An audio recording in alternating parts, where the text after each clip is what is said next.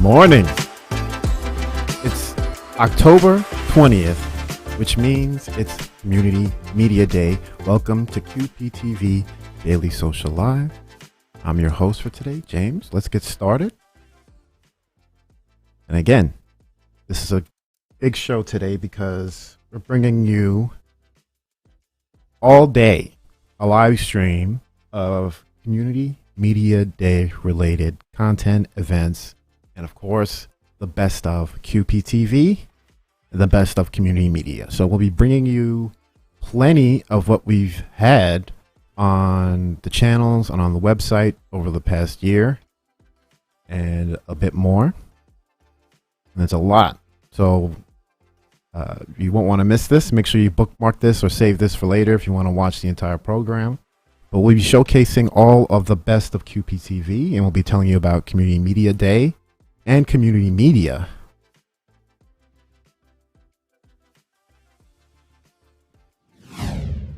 Now, oh, that's the wrong picture.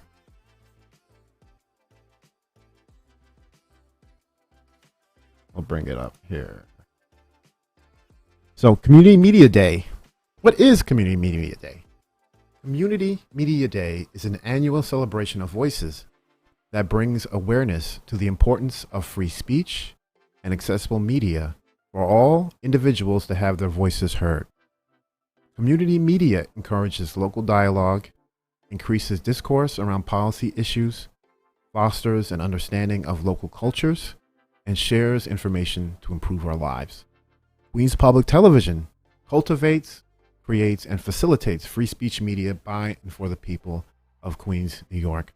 That's what we are all about. And today is a day we celebrate Community Media Day. If you go to qptv.org/CMD, you'll find the promos for Community Media Day in the last few years. You can watch those and learn more about how you can participate and what you can do. Of course, the easiest and best way is just to get involved with QPTV.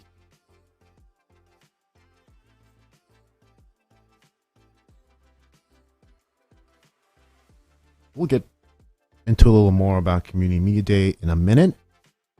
We're just going to cover a few things. As you saw a second ago, a couple days ago, we had the live stream of the Representative Alexandria Ocasio-Cortez's town hall. You can watch that on QPTV.org right now. But last night we had, let's bring that up for you.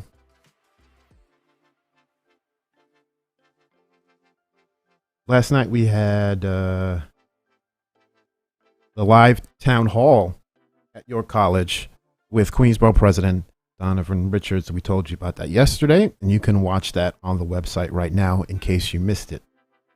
I want to bring that up for you. Let's go to the home page.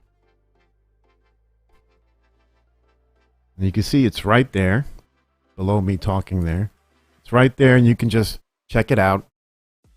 It's really informative, and again, this is what it's all about. This is why we have Community Media Day, to again showcase all these things we have going on and the services and the opportunities that you have as a resident, whether you're in Queens or you live in another borough, or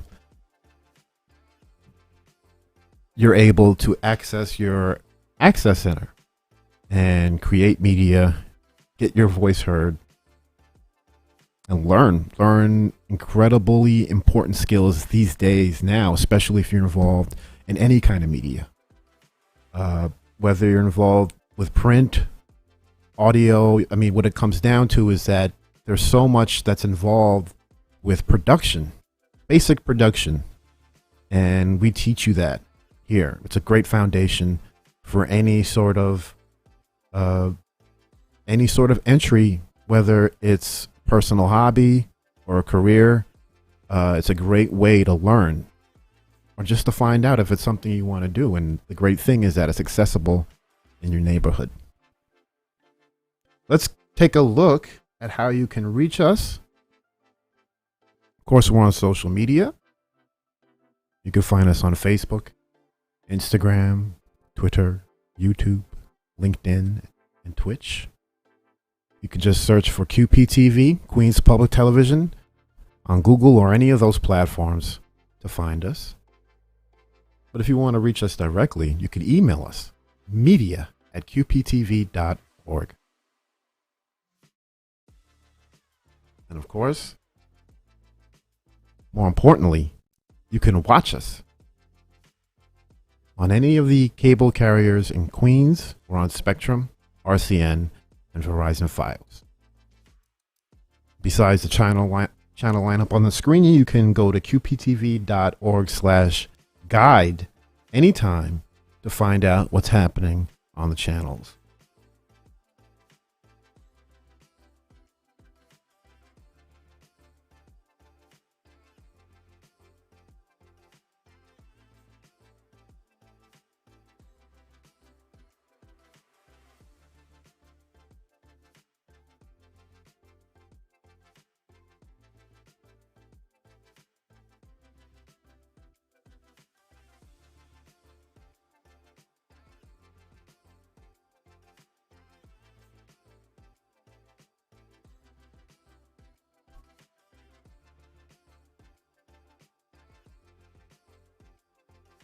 Go to qptv.org CMD to check out our Community Media Day page and learn everything there is about today and community media. You could start there, but we'll be talking about that on here throughout the day. Trying to see if I could bring myself up on the screen. I had that functionality before. Let's see. Okay. All right, I got to program that button. In any case, oh, there I was. And in any case, what you'll want to do right now is go to qptv.org and sign up for our newsletter. And that way you can keep up to date on everything that's going on here. Get all the latest news. Sign up today. There I am. And that way, when these events and other things that are happening in the future, we'll be bringing them to you, and you can find out the easiest way to participate. But today is sort of a very, it's a scheduled event, but it's not as, we don't have as much going on as we did last year. This is all part of the daily social program, but it doesn't mean that we won't be bringing you a ton of content. In fact, we are going to start, hopefully, with a video on Community Media Day, a couple, and we'll just start with the website just by showing you how you can basically access this. I'm trying to bring this up here. There we go. Oh, there we go.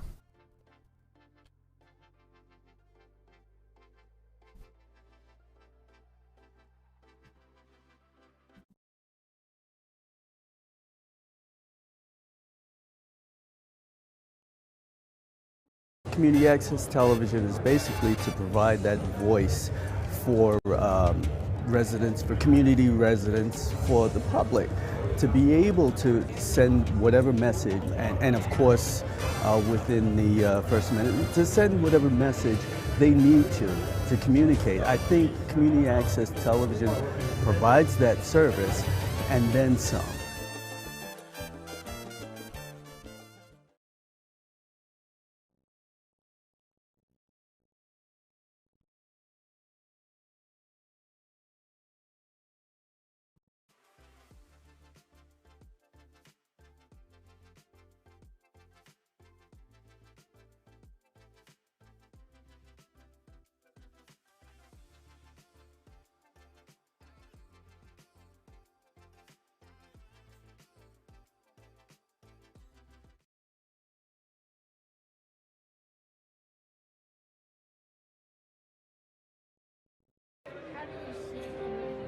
I'm Mike Wassenaar.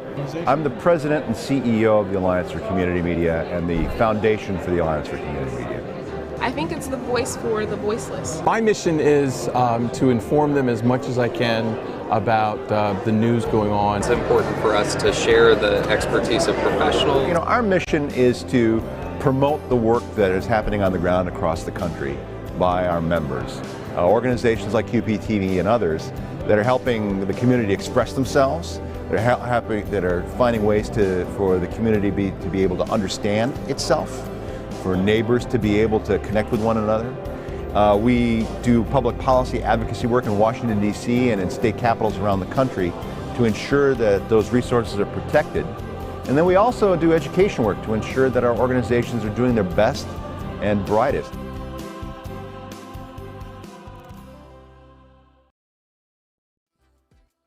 All right. So we're going to continue to inform you about Community Media Day all day. But for right now, let's start off with something great. We'll play for you QPTV's overall excellence video, which you can watch anytime on the site. But right now, we'll showcase it for you right here on QPTV's Daily Social Live Community Media Day Special Edition. Tongue twister for me. All right. Let's go.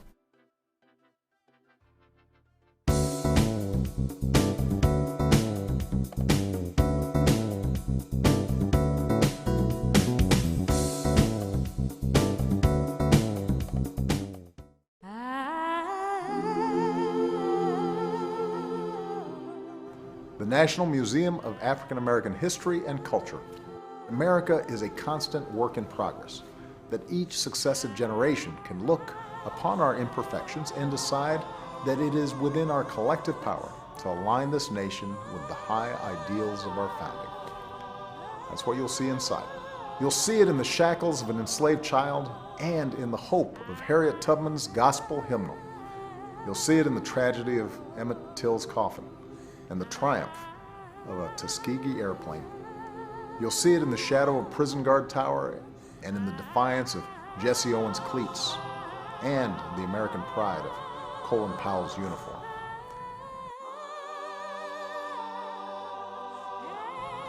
The story of King, who summoned us all toward the mountaintop.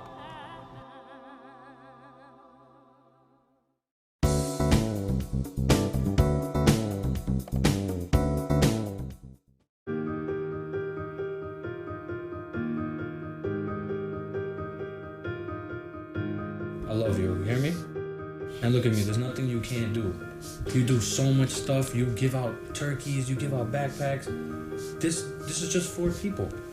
You can have the other kids see you and see who you are and how you can help them is by telling your story. They're all here for you. All right? And if you can stand up and talk to a whole story. crowd of people, right? And point to them and talk to them and tell them all these things, this is nothing, all right? Hey, wait a minute. You all with your brother and family, so proud of you.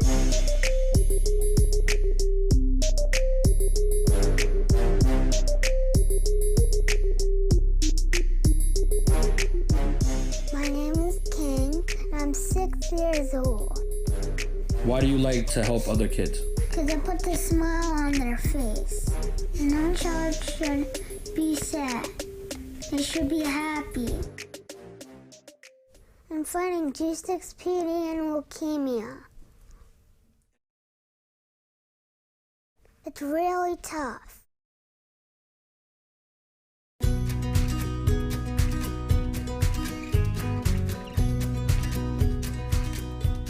We had a basically normal cookie cutter life. You know, everything was normal. We had our first son. We sacrificed a little bit and, you know, tried to give our son what we didn't have. King was born a normal child.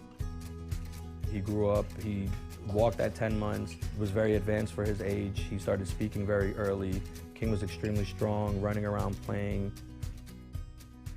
We took him to the doctor for the symptoms that he was having. He had mouth sores, he was pale, he had fevers for 14 days consecutively. We found out that he had a genetic blood disorder. He basically was not getting any better. He was just getting more and more sick.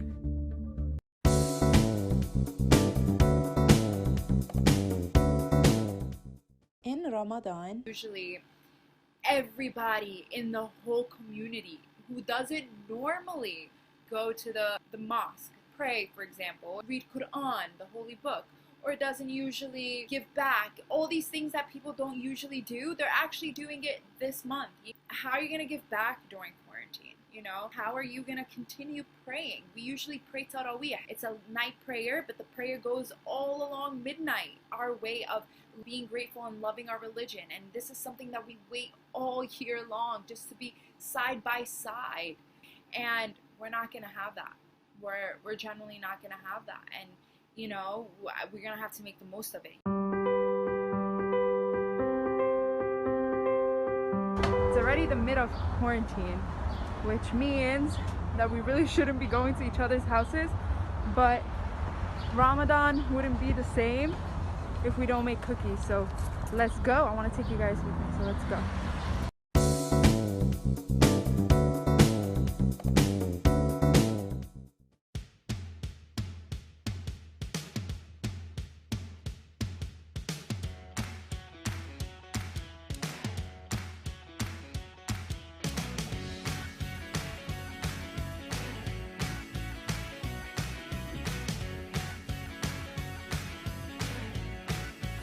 This way?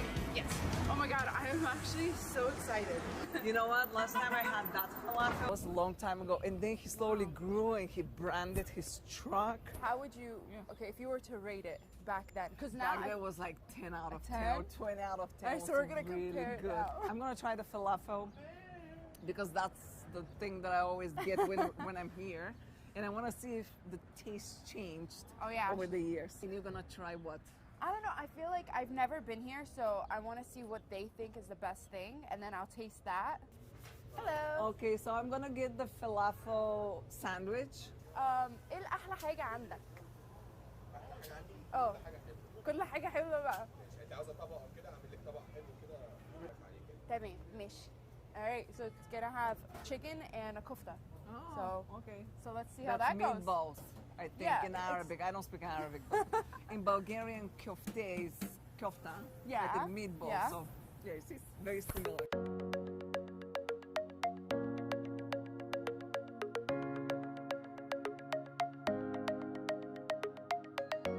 Oh, that's mine? Oh, thank you, thank you. They have French fries, tahini sauce, he said, eggplant, lettuce, and the falafel. But it's not on a pita bread.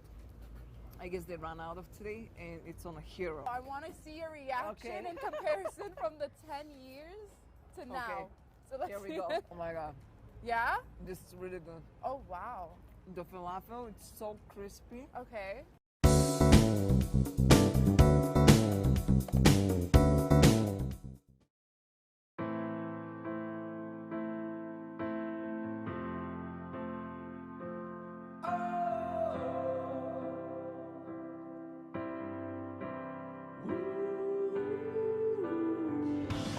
What's the nature of your emergency?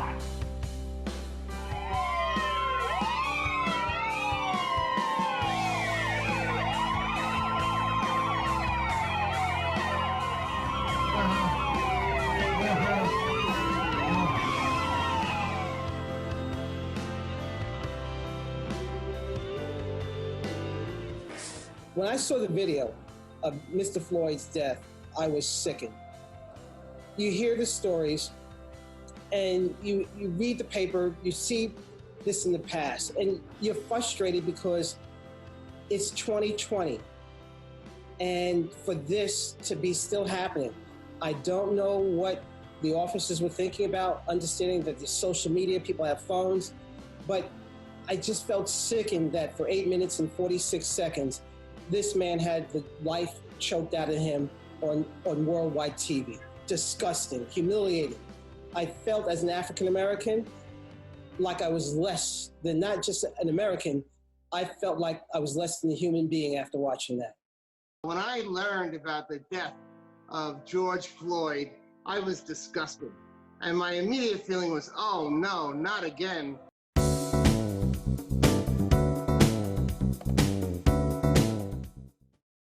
One, two, three. The itsy bitsy spider went up the water spout. Down came the rain and washed the spider out. We go to these places and we express to children through books that acceptance, tolerance, and inclusiveness is important for our future. Be kind to yourself. Started in San Francisco and now it's internationally. We go to public libraries, we do public places such as bookstores, public schools, private schools. So having this program gives us the opportunity to not only expand the vision and the mind of a child, but also the parents, you know, the people who come to the program, being the role model that I didn't have when I was growing up. Kindness is saying thank you to those who help others. My way of helping and seeing the help of this program is, when I was a child, I felt so insecure about myself because I felt different. I had no one to look up to. I had no one to, you know, be that role model for me at the time. And having this program gives me the opportunity to be that role model to children who feel different.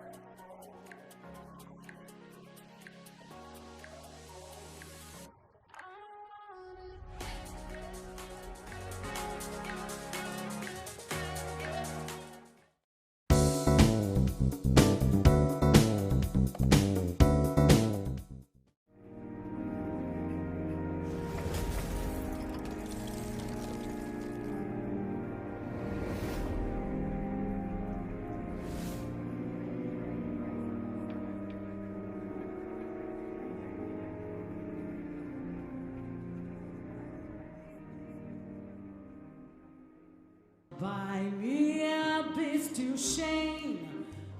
Once again, I'll explain. It means that my heart's at your command. I could say, Bella, Bella, even say, wonderful. Each language only helps me tell you how great you are. I tried to explain by the abyss to shame. So kiss me, say you'll understand. Yes, yes. Of all the boys I know, and I know some. Before I first met you, I was lonesome. And then you came inside, my heart grew light, and this whole world seemed new to me. Your feelings were my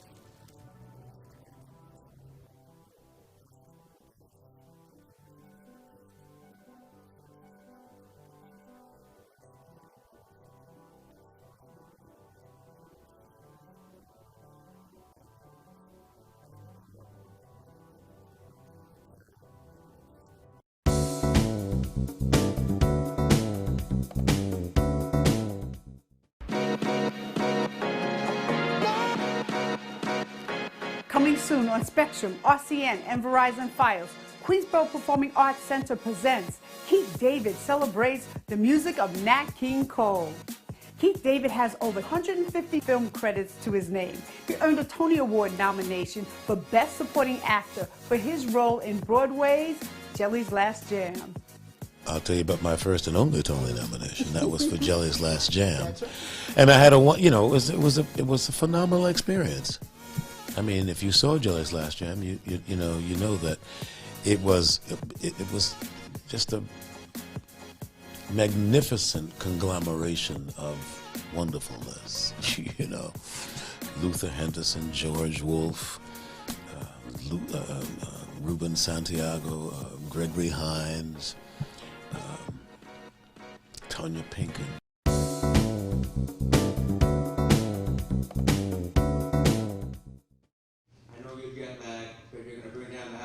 Ladies and gentlemen, let's give it up for Mary.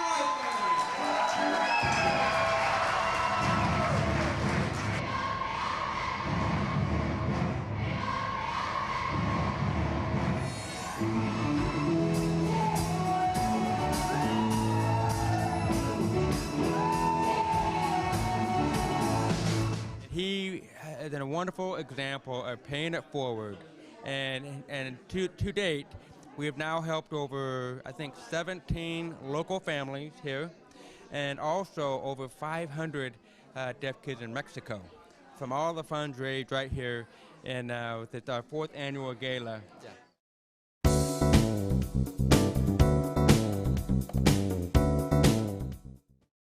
Everyone is important.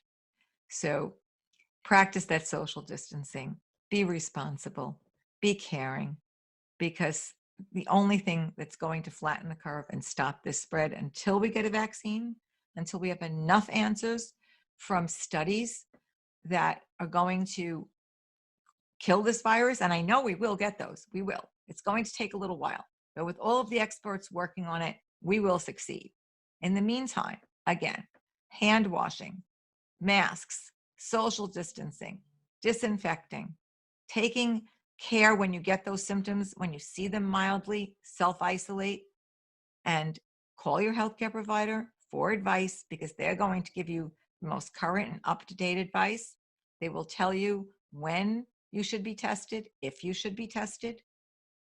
And again, we're going to beat this thing. We really are. I agree. Dr. Lining, thank you so much for joining me.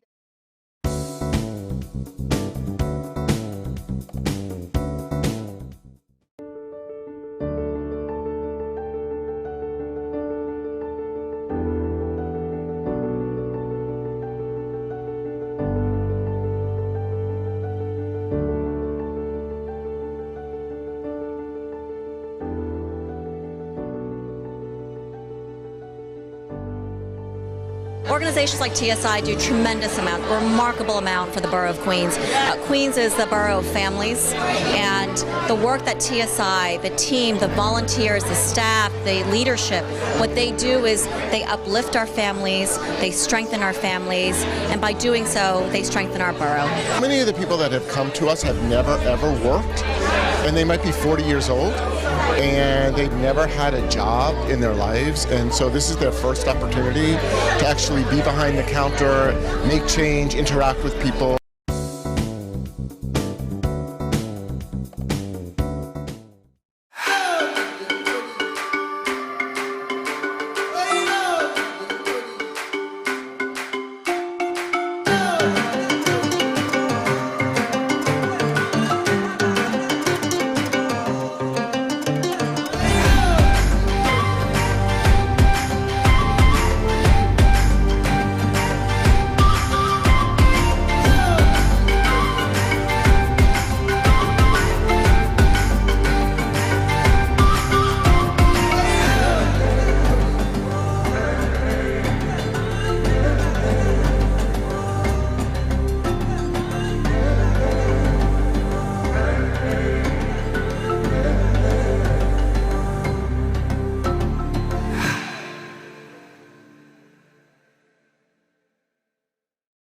I'm Ellen Kodadek, Executive and Artistic Director of Flushing Town Hall, a Smithsonian affiliate and member of New York City's Cultural Institutions Group.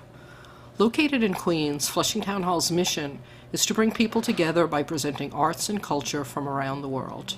Our staff and I have been working from home since March 2020, and we really miss our Flushing Town Hall family.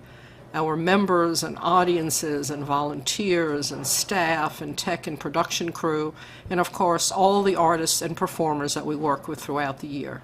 We pivoted right away and started virtual programming in March 2020, and we provided over 300 different online programs and served over 45,000 audiences online. Hello, I'm Clyde Bullard, the jazz producer at Flushing Town Hall, and I'm proud to be part of this organization, which is in Flushing, Queens.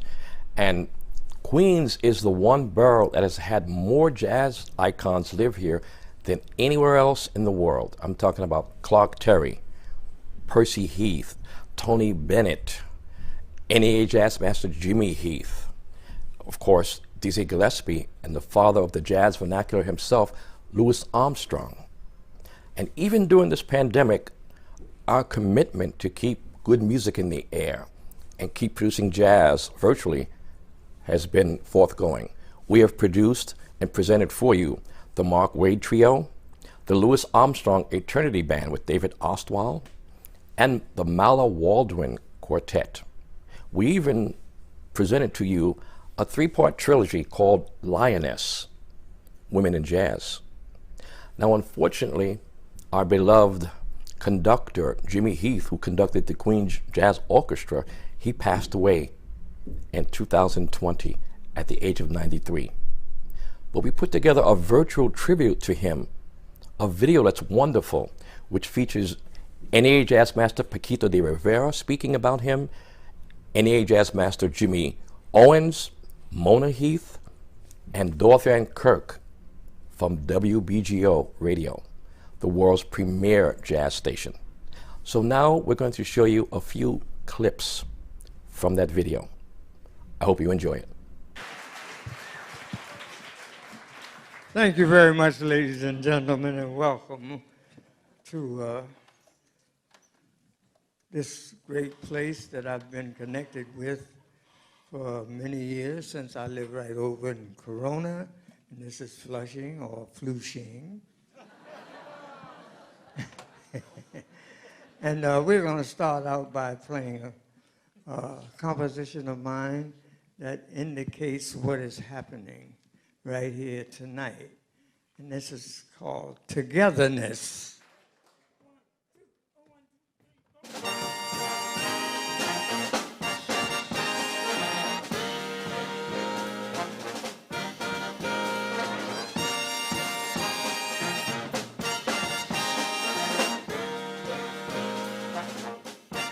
Jazz has so many directions that are unexplored so far.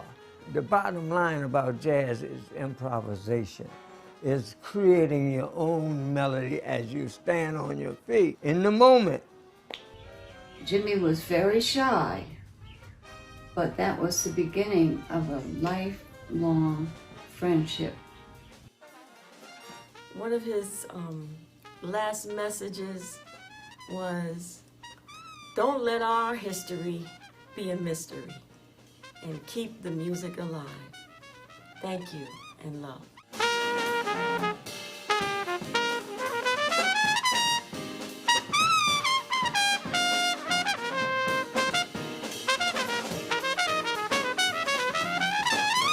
He was a marvelous saxophonist.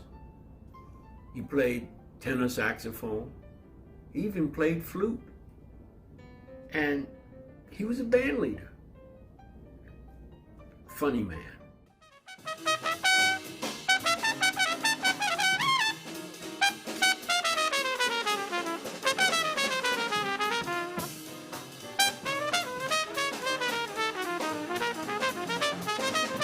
All I can say is I loved him. I'm happy that I had been a part of his life, and that's what I have to say about Jimmy Heath.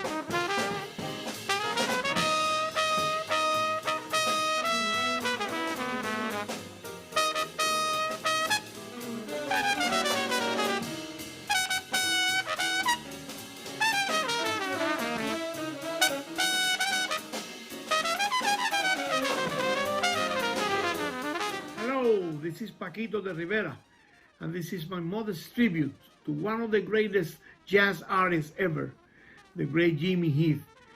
Jimmy, we miss you, man.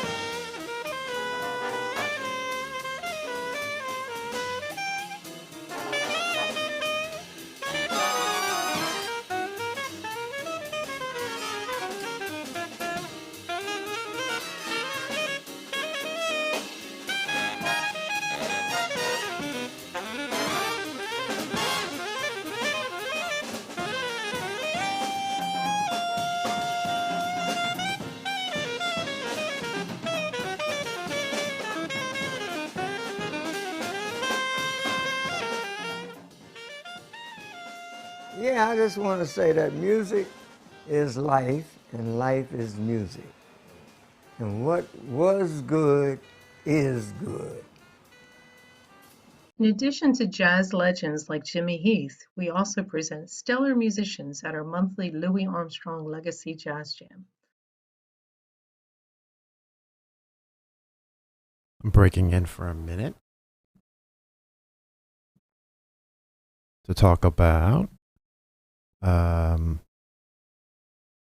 if you're just tuning in, today's Community Media Day, not just at QPTV, but around the world.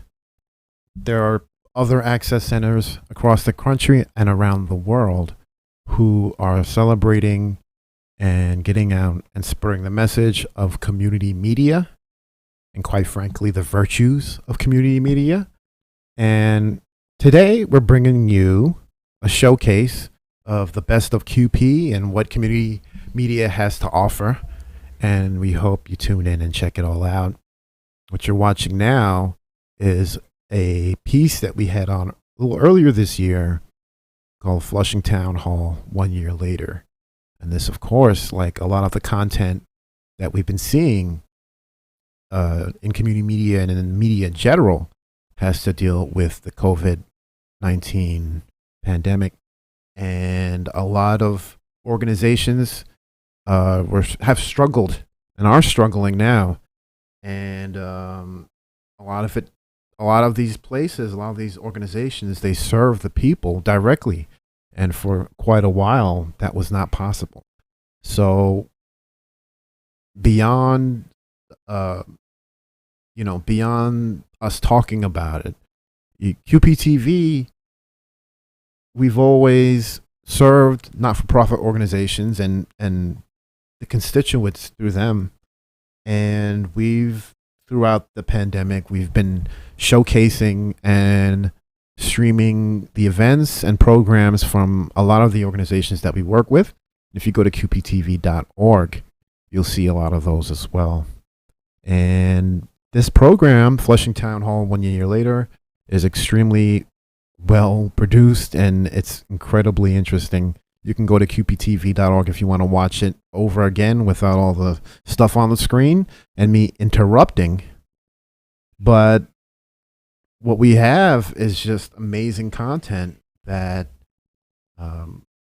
you can only find here. You're not finding it on any other source.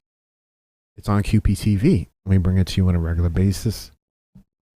And not only is it something that you can seek from us, you can provide us with this content. You can provide us with whatever project you have. You can give it to us directly to Cablecast, or you can take our workshops and learn to do it the QPTV way. And that's really it.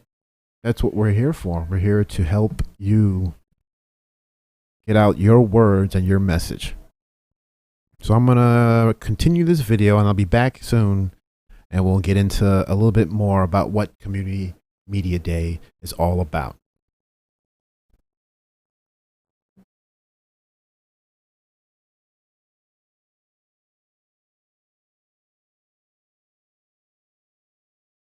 The Jazz Jam was the first virtual event Flushing Town Hall presented amid the pandemic and opened us up to musicians from around the world. Throughout the pandemic, our Global Arts for Global Kids series offered free online arts education videos and activities exploring such topics as Chinese dance, African drumming, visual signs of gratitude, Mexican dance, and stories from quarantine. But our work was not only virtual. Even though our doors were closed, we also presented visual arts outdoors.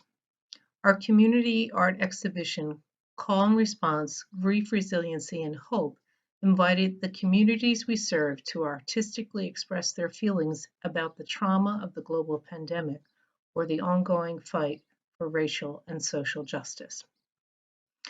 We also adapted one of our most popular and vibrant annual events to the virtual world. The stars aligned as we celebrated our Diwali festival with virtual dancing by Abba Roy and the music of DJ Rika. Please enjoy the following dance performance excerpt from our 2020 virtual Diwali festival. 2, 3, 4, 4, 3, 2, 1. 1, 2, 3, 4, 4, 3. Zero cut. 1, 2, 3, 4, 5. 1, 2, 3, 4, 5. 2, 2, 3, 4, 5. 3, 2, 3, double. Cut, cut, cut, cut. 1, 2, 3, 4, 5. Cut, cut, cut, cut. Dig, da, dig, dig, dig. Cut, cut, cut, cut. Dig, da, dig, dig, dig. Dig, da, dig, dig, dig. Dig, da, dig, dig, dig. Dig, da, dig, dig, dig. And now, one more.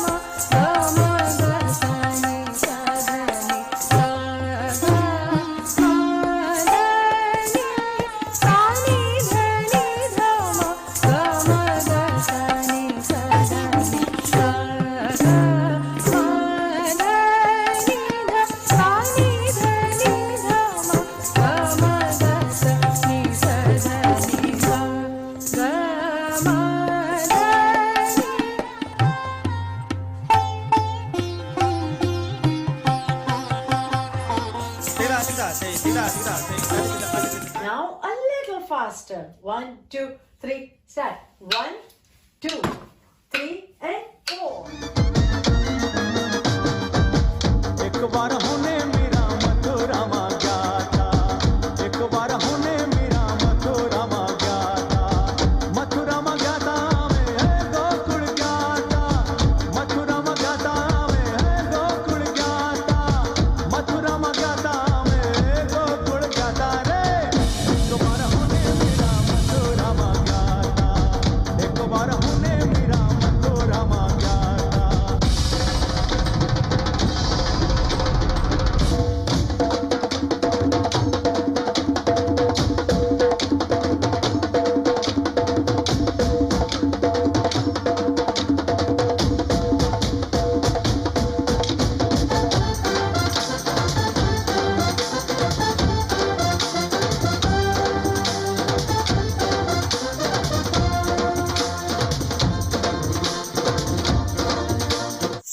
Two, 3, 4. Did you get it? Try again. 1, 2, 3, 4. Yes, right foot first. 1, 2, 3, 4. Right, left, right, left. Got it? Yes. And now step number 2. 1, 2, 3, start. 1, 2. 1, 2. 1, 2. 1, 2. Got it?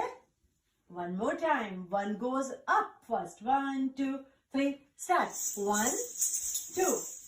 1, 2. 1, 2. 1, 2. Yes, now try with them. 1, 2, 3, start. 1, 2. 1, 2. 1, 2. And 1, 2.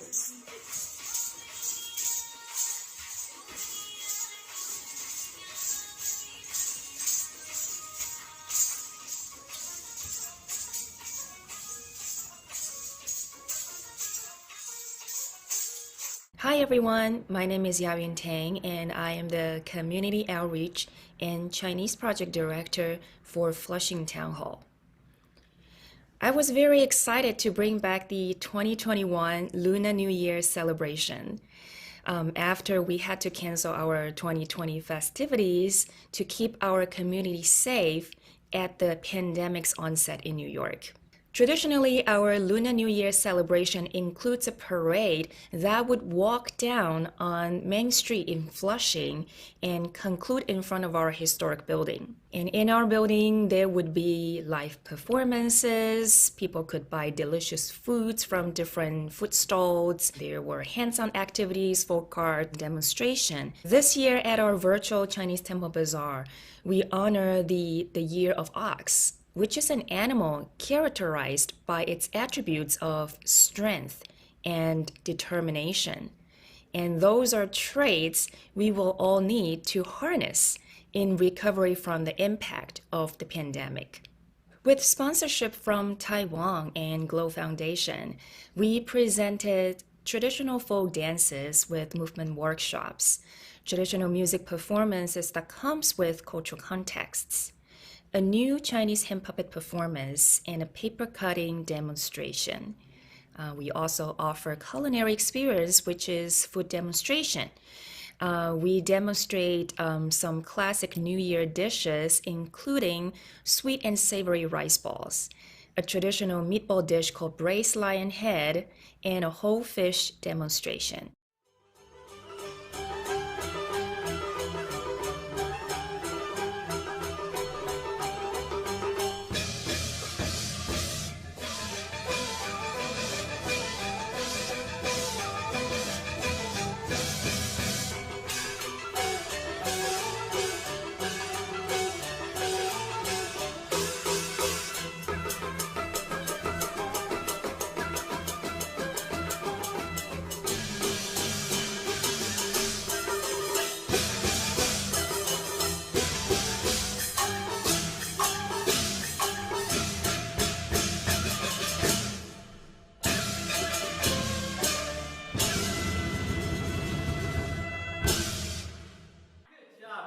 Now I'm going to teach you how to defend against this mustard. So from here, you want to block and block. Now hit them back. Punch, punch, punch. You're going to step forward and kick and come back. Good job. Let's try that one more time. From here, you want to block and block. Now hit them back. Punch, punch, punch. Now step forward and kick and come back. Great job, everyone. Now last part. We have windmill to that side, again to that side, and windmill last side. Good. Now we go down and sweep to the left. Nice. And come up. Now hit the pose anything you like. Last pose. Good job, everybody. Let's try one more time. We have windmill to the right, and windmill again. Good. Now go down to sweep your leg. Good.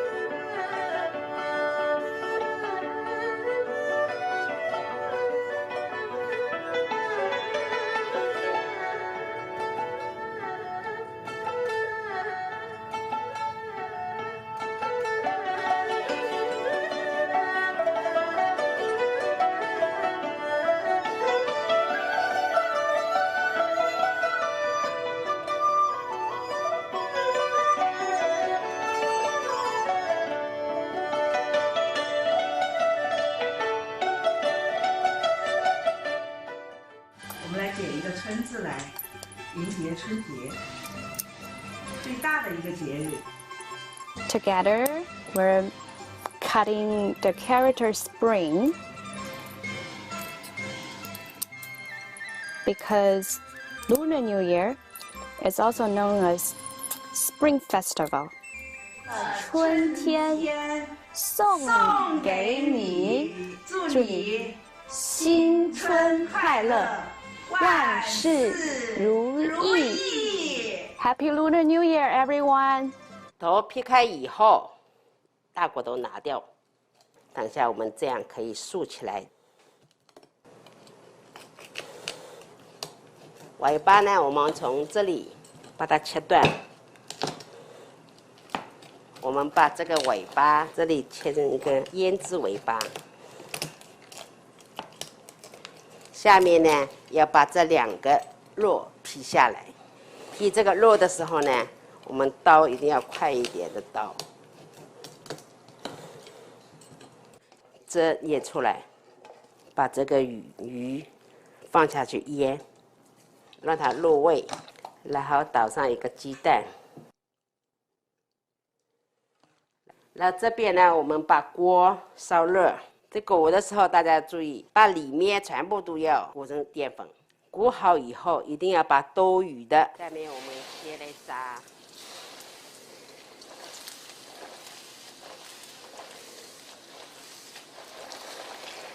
撒上松子，这条松子鲈鱼。Flushing Town Hall's Asian programming is not limited to our annual celebration of the Lunar New Year, and the pandemic did not deter our commitment to presenting a diverse range of works and stories from Asian artists.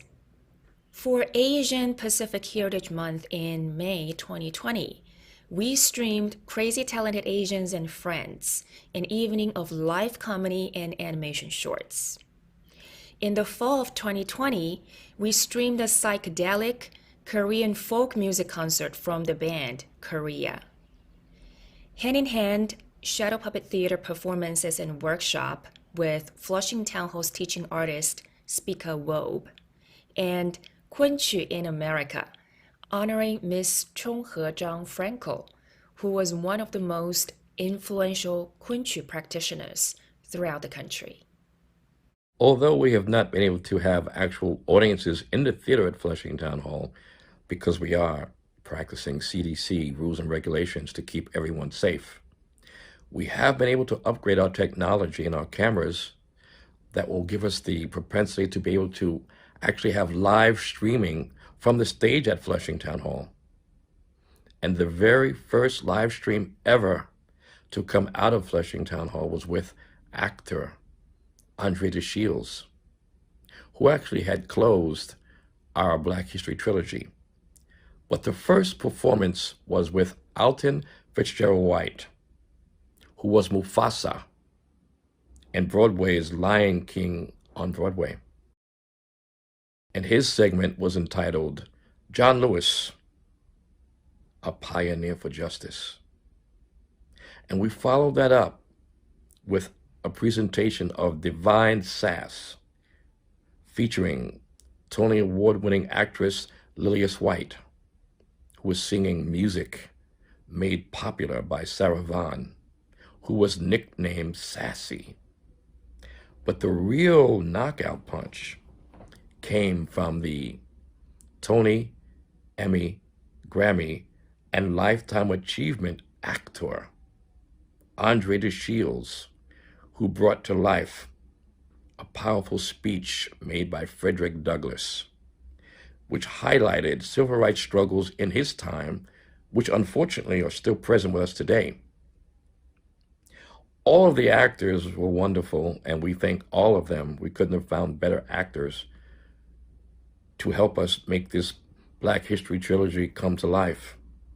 You know what? As a matter of fact, let us show you a few segments of Andre DeShields' amazing performance in Mine Eyes, I've Seen the Glory.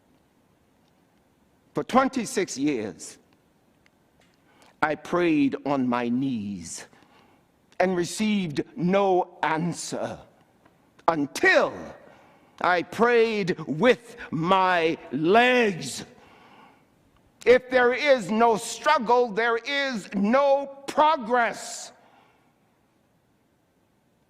Power concedes nothing without a demand. Those who profess to prefer freedom, yet do not agitate, are men who want crops without plowing up the ground. They want rain without thunder and lightning. It is not the gentle shower that we need, but the thunder, the storm, the whirlwind, and the earthquake. Then, once and for all, perhaps mankind will understand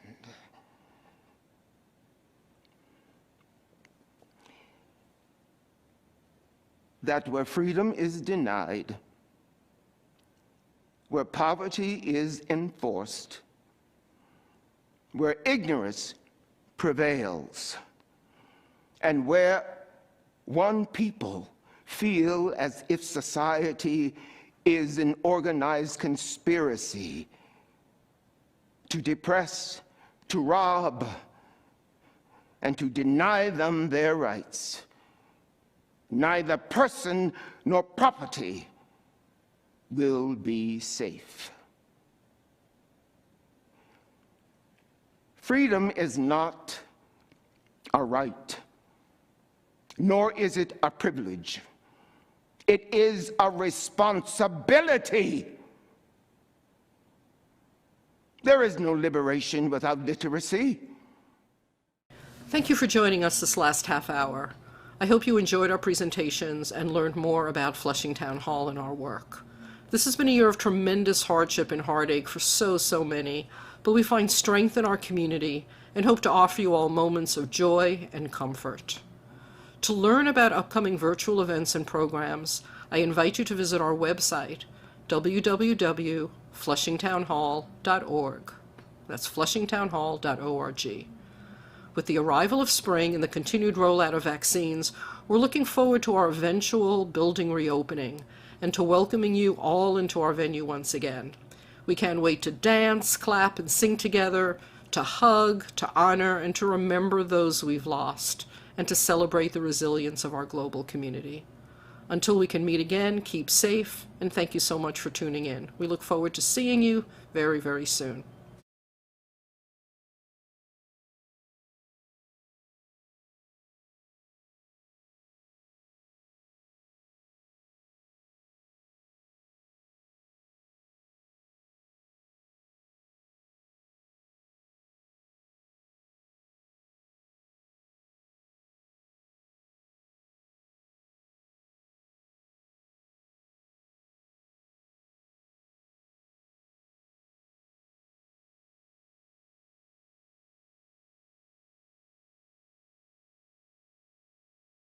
This week on Queen's Conversations, join your hosts, Lucia Dragos, Nuran Omar, and me, John Collins, as we consider the present state of the COVID pandemic in Queens.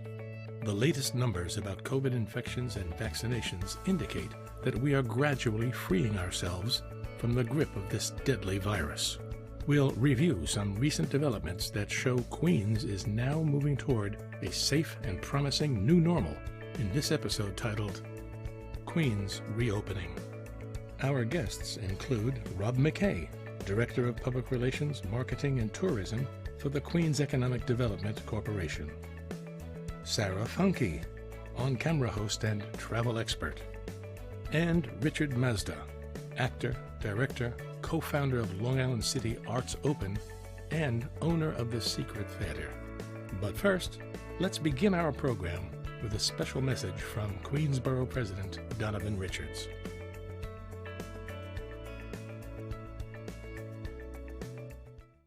Hi, I'm Queensborough President Donovan Richards, and it's a pleasure to speak to you during this special Queens reopening edition of QPTV's Queens Conversations. It is always a pleasure to appear on QPTV. an outstanding media organization devoted to providing the community-oriented programming that offers coverage of Queens that can't be found anywhere else. And it is a special joy to speak here today, as we celebrate that our borough and city have thankfully turned the corner regarding COVID-19, with Queens being the first county in New York State to have 1 million residents vaccinated. We are lifting restrictions, reopening our city, and looking forward to a new, more resilient normal for Queens. However, we cannot fully get back on our feet unless we defeat this disease once and for all. That's why my office continues to work with our partners in city and state government to expand vaccination opportunities so that all Queens residents and workers have easy access to the vaccine. We also need to strengthen our borough's economy, which has been severely battered by the effects of COVID-19. But despite the many challenges we face, I am confident that Queens is well positioned to bounce back and be an even better place to live, work, and visit than ever before.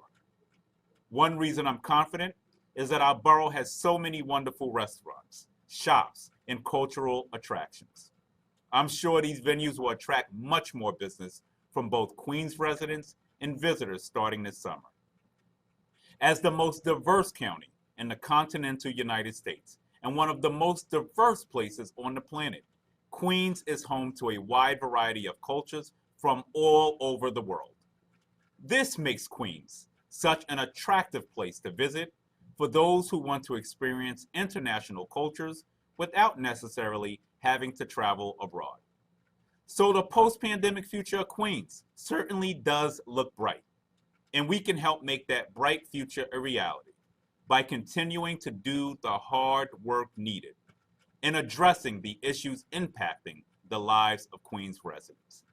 I'm committed to doing that work for as long as I have the privilege of leading this great borough. And I look forward to continuing to work with QPTV on these efforts.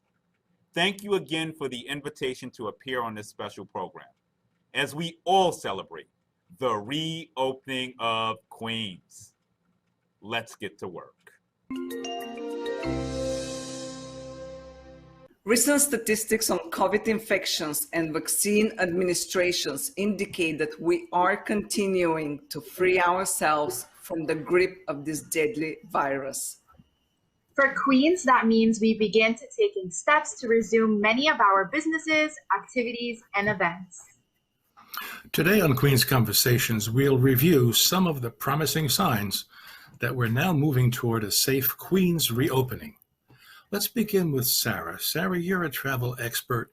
The world of travel has changed and is now changing back. What are your thoughts about that? I'm so happy about this. It's been such a long time where we've all been stuck at home. People have been dreaming of destinations that they want to go to, and finally we're having this opportunity. I mean, it is such a relief to me. I'm not only a travel show host, I actually own a tour company here in New York, and so I was like impacted in multiple ways as a tour operator, as a traveler. I think people are excited to travel again, but also looking at how can I do this safely so that I can still have a good time while being safe from COVID. Yeah, there are still some restrictions and prohibitions for travel, and yet this last holiday had record numbers of travelers in the air. A friend of mine is going to Aruba. He has to have a COVID test before he leaves, a COVID test when he leaves Aruba. There are still some issues you have to deal with if you want to travel. It's not as easy as it once was to travel, that's for sure. I think as the world starts opening, you're going to see things get easier and more accessible. We just heard Italy open their borders. France is opening their borders in 2 days for US travelers. The New York Times just put out a really good article on this, actually. So you should check that out if you want to travel more and see what places you can actually go to, because that has been a hassle, trying to figure out where can I go where I don't have to quarantine for 14 days, or where can I go now that I'm vaccinated. Travel is still going to be a magical experience for those that love traveling, but it does take a little bit extra work that we didn't have beforehand, which is understandable. We're still coming out of this pandemic. My expectation is hopefully by the end of this year, we're going to feel like everything is much more normal. And as a tour operator, I've had record numbers of bookings for the month of December already for New York City. So I'm thinking a lot of people have this idea of, let's just wait, see how travel goes, and maybe we'll do a trip at the end of the year, or let's plan a trip for early 2022. Thank you, Sarah. As you mentioned, you are not just the travel expert, you also know the hotspots in New York, such as foods. Have you seen a change with foods opening now, businesses opening, and is there a difference? And do you feel like New York is opening again? It feels so different than it felt even 2 weeks ago. I have been absolutely amazed at how quickly things have changed since the vaccine came out and more people have gotten it. The last data I saw was 67% of New Yorkers have gotten at least one shot, and I believe it's a little bit over half have gotten both shots. And so now we see restaurants able to operate at maximum occupancy again, 100%. Nightlife opened last weekend. Some of my friends that work in the nightlife scene, it was crazy to me to see these videos of people partying. And that's what you're starting to see. It feels very, very normal again, especially for vaccinated. New York has this new thing called the Excelsior Pass. And as long as you get your vaccination information put in there, and they give you this QR code, which bars and many nightlife establishments are now requiring you to show. So you show your ID saying you're 21, and then you show your Excelsior Pass, and that allows you to get entry into bars and clubs, and you don't have to wear a mask once you're inside because they won't let anyone in unless you're vaccinated.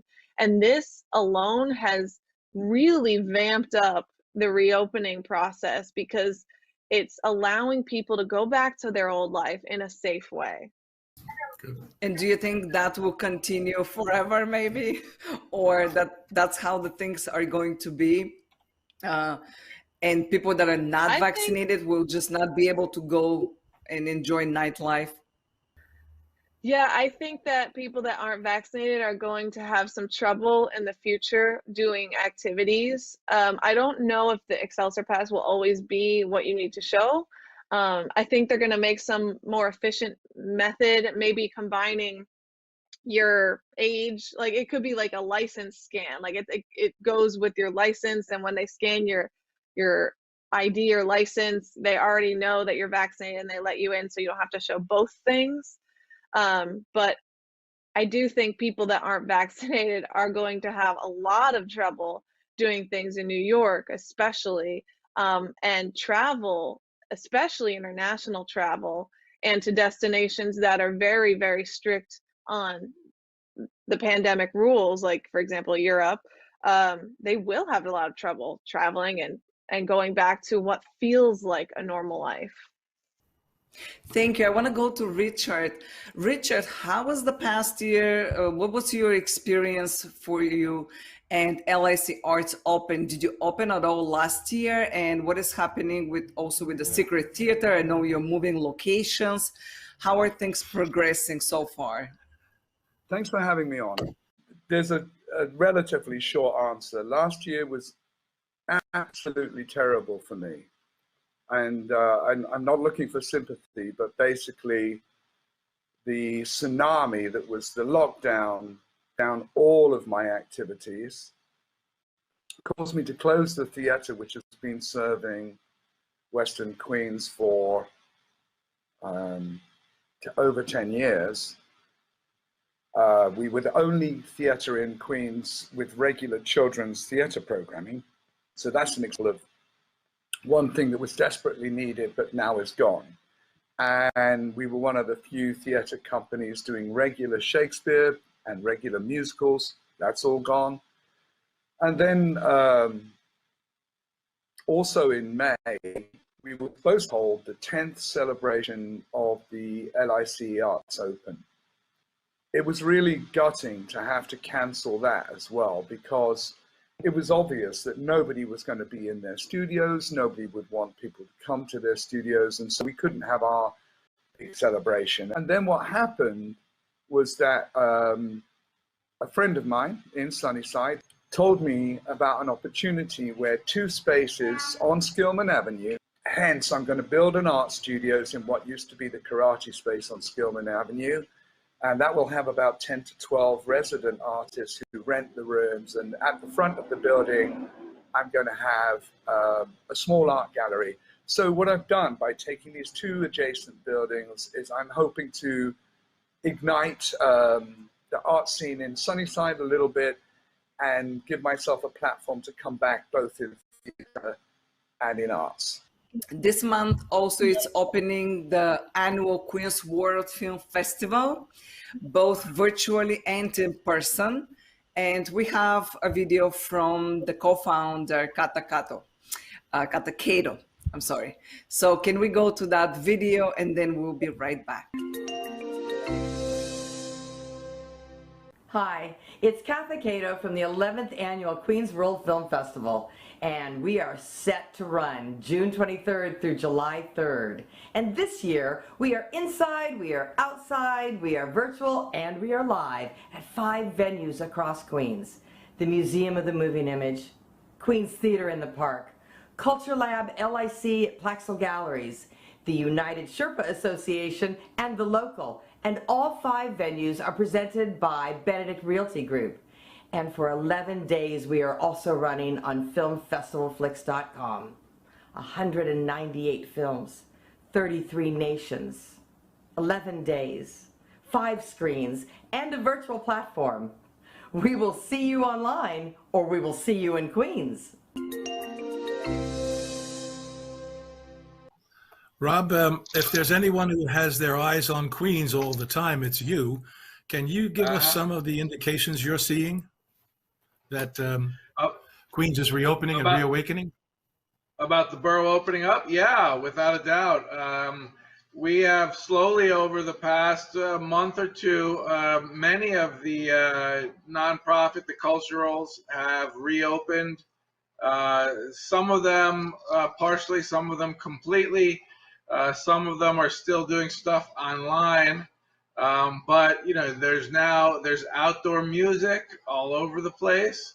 There are outdoor films. So the Tribeca Festival, the Tribeca Film Festival is here in Queens, offering free outdoor films in Astoria Park, Flushing Meadows, Corona Park, and out in Rockaway, a couple different parks in Rockaway. Most of the restaurants, the ones that stabilized, are here, and they're functioning, you know, within the law. I think that I'm tempted to say that COVID is over. If there's one thing I can talk about, if y'all don't mind, it's that in a couple of days, in fact, June 11th, Camp Rockaway will open up. That is a glamping experience. It's camping, but you're in very nice tents, and you're actually in a bed. You sleep in a bed right by, listening to the crashing waves of the Atlantic Ocean out in Rockaway. It's technically in Breezy Point this year, and it was not allowed last year because of COVID. But it's back. It's a full campsite. I think I did it before. I think there are about 12 tents. There's also an area, you know, they've got outdoor showers and all that kind of stuff. And they really are right next to the beach in the Breezy Point area. If you know where you go further, you go down to the end tip, and then there's Fort Childen. And it's right there in that fort. It's open air camping, and it is about to open. It's going to be there at least until Halloween, and if they get more people, they're going to do it later. So I really do feel like our options are back. The Queen's Symphony Orchestra gave a concert outdoors in Juniper Valley Park just this past weekend, and now it's going on. It's that launch that kicked off a whole bunch of series of outdoor concerts. Astoria Park is about to have a big concert thing. There's another place in Astoria called Radial Park at the water where you drive in and you watch theater. I think that the borough is opening up, and I think we're going to have a very good summer. Thank you. This month, the Queensboro Dance Festival continues its tour around the borough of Queens. Let's hear from the founding director what she has to say. Hello, Queens, and happy Pride Month. My name is Carisha Batan, and I am the founding director of the annual Queensboro Dance Festival, and I want to invite you to come check us out this summer. We are on tour right now, presenting free dance classes and performances by professional Queens-based dance companies of diverse cultures and styles. Coming up next on Friday, June 11th at 6 o'clock, you can catch us on Instagram and YouTube Live from Woodside for an experience of Taiwanese music, dance, and food with choreographer Shea Xiong. Saturday, June 12th, we will be in person for our first official performance of the season at Culture Lab Long Island City, featuring dances including Southern Filipino, tap dance, and Hawaiian hula. Sunday, June 13th, we'll be back on Instagram and YouTube Live, this time from Long Island City, with company Sheep Meadow Dance Theater, who will be teaching a ballet bar class for beauty sleep, which will be a Sleeping Beauty themed session. We've got live sessions online with a different dance company every week and pop-up in-person performances all summer long. So to get info on all of these events, please stay in touch with us by following us on Instagram at Queensboro Dance Festival. You can also subscribe to our YouTube channel and visit our website, www.queensborodancefestival.com. And we'll see you soon at a show near you. Well, this pandemic, to quote the Grateful Dead, has been a long, strange trip for all of us. But there are certainly some very promising signs that we can return cautiously and safely back toward a new normal. Richard, you said that you feel that that is coming back to life. So for all the children and the youth that wants to be involved in this children's theater, what are the next steps that they should do, or what should they look forward to? I'm not building a stage this year. I need to make that clear first. And the reason I'm saying that is that I really support everyone who's opening a stage, but I do feel that there will be a few problems along the way. Maybe some false steps, or, one step forward, two steps back. And I can't take the financial risk. Having said that, we are already teaching in our new facility. The kids are sort of walking. It's not a building site, but we're not completely finished. You can see the plans on the wall. However, the space is clean. And so the kids are working really hard on their showcase, which was supposed to be at the end of June. I've had a lot of difficulty finding somewhere where we could do that, obviously. And the local church on Skillman Avenue may come through for us. So this being the case, we do a lot of hybrid stuff like other people. What I'm doing with my team group that I teach is we're doing a play that's all about Dungeons and Dragons. And it would be quite difficult to stage. So what we've decided to do is stage it as a live radio play so that parents and friends can come and see them. And then we will cut that together audio-wise, add in sound effects, and put that out as a podcast or a radio play. So that gives the kids still a chance to know what it feels like to rehearse and then perform. And then next year we'll be back to full productions with the Academy, the Secret Theatre Academy. In the meantime, the only two things I'm planning this year for children is in September, we're very much hoping to do a version of Into the Woods just with kids. We've got a reputation for doing musicals like that. So we did Annie Jr. recently, we did Seussical Jr. And so we're going to do this wonderful musical Into the Woods, and that would be in person. So I'm talking to Queen's Theatre about whether we could do that in September. And then I am searching for a theatre for December so that I can bring back my production of A Charlie Brown Christmas. In the meantime, we have summer camps, and we are teaching all the way through the summer, and then in September, a new semester starts, and our full curriculum, which will include, you know, hip hop dance, as well as theater, musical theater, tap, music lessons, vocal lessons, will all really start up in September.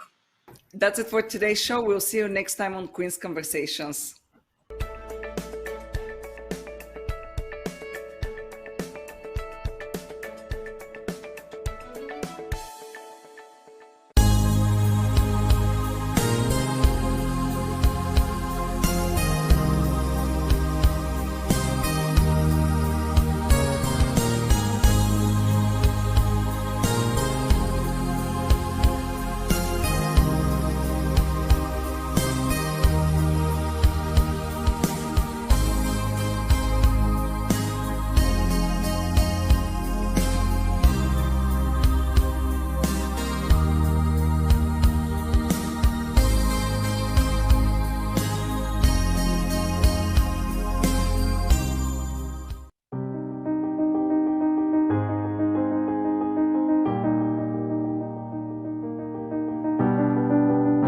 Pioneers. This is different for Queens. This is different for the Queens World Film Festival.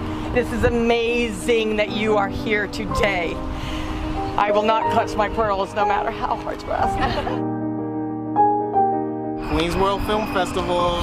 You are crucial to our existence. I like to tell people all the time that I am the noise and he is the talent. He selected your films. He watched your films. Sometimes he would come into the bedroom and say, I just watched a fucking piece of art. Queens World Film Festival! Woo! Now, the festival has always been in 2 locations for 8 years. Now we're in 5 and virtually. I'm holding on to this tiger with both hands. I can't let go and I can barely hang on. But I've got an incredible crew with me that are here for you.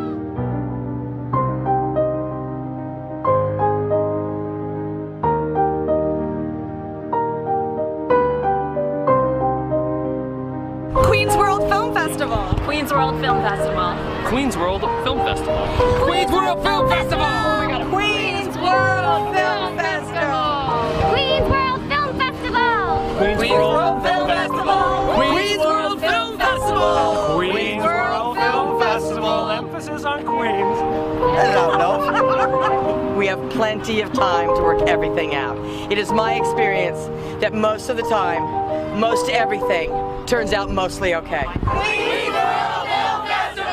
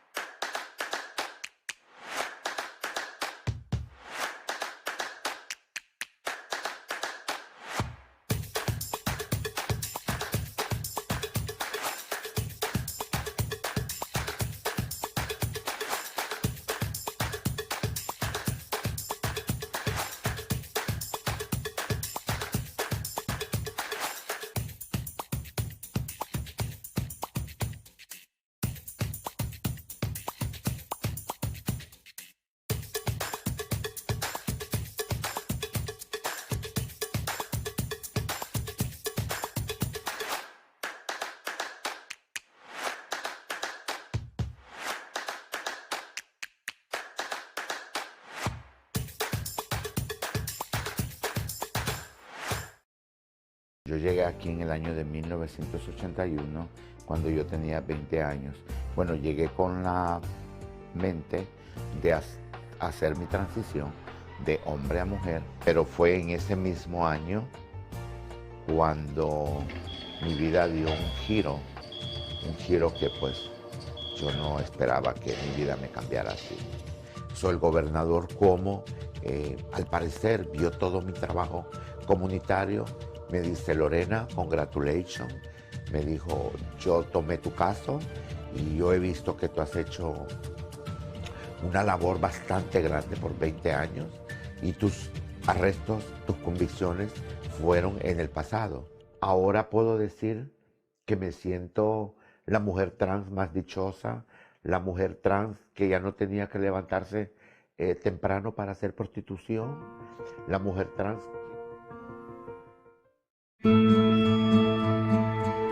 The history of ceramics goes back so far.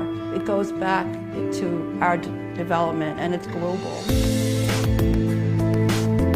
You know, all over the world, people have found this material and understood that fire and clay make something special. I'm Grace Anker. I am a ceramicist, and I teach pottery.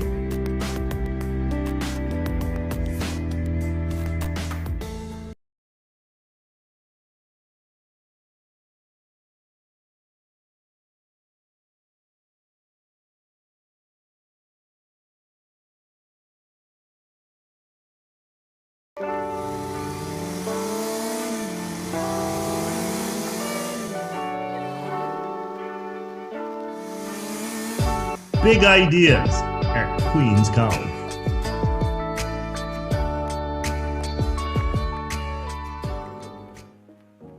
As soon as the outbreak started manifesting in New York City, my biggest concern as a virologist was, how can I help out? How can I help my city? We know that the virus actually has a wide range of impact on humans.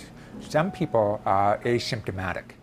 The genomes of SARS coronavirus that are currently being sequenced are biased against asymptomatic people. We hope to sequence SARS coronavirus in an unbiased manner by extracting the SARS coronavirus from New York City wastewater and fully sequencing their genomes. This will give us a better picture of how the virus is evolving, what type of genetic diversity it possesses, and the speed in which it's changing over time. We get wastewater from all 14 New York City wastewater treatment plants, which covers all 5 boroughs. We can isolate the SARS coronavirus from the wastewater shed to give fine detail of where the virus is most prevalent in the city. The levels indicated by the wastewater actually suggest there's many more cases out there that are not being diagnosed. One of the things I've heard a lot of people say about coronavirus is it's just a flu. Hundreds of thousands of people die of influenza every year. Virologists are always worried about influenza being the next pandemic. The hope is that we can not only monitor SARS coronavirus and its resurgence in the coming months, but also in the long term to monitor other viruses and pathogens. This threat of influenza has not disappeared. So we hope this will be a long-term program to help us prepare for the next pandemic. It's only a matter of when, not if.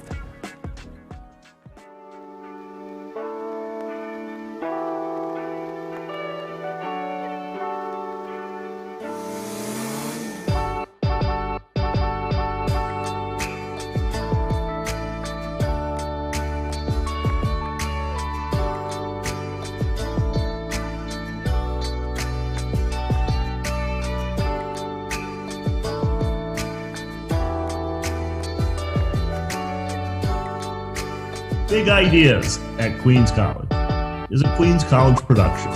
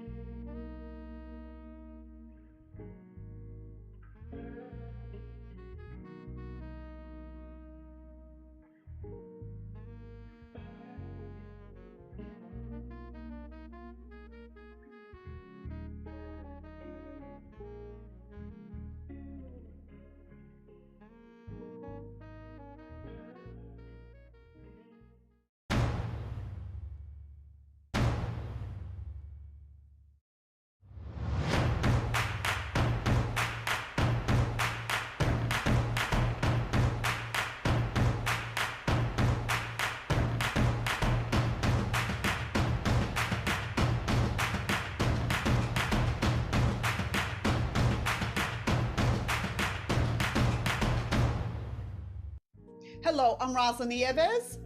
And I'm Rodney Cummings. Welcome to Queen's Perspectives.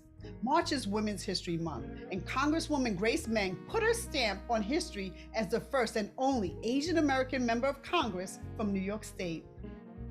She's also the first female Congress member from Queens since former vice presidential nominee Geraldine Ferraro. She talks about everything from hate directed at Asian people, the tragic killing of 6 Asian women in Georgia, the stimulus package, and her career path. Here's a little highlight of Congressmember Grace Meng recorded on March 17, 2021, as we honor her for Women's History Month. Thank you for having me. Well, listen, President Biden signed the American Rescue Plan into law on March 11th. It's $1.9 trillion. How exciting is it to see the fruits of your labor come to fruition? Well, thank you for bringing up this incredible legislation that so many, especially here in New York, have been waiting for.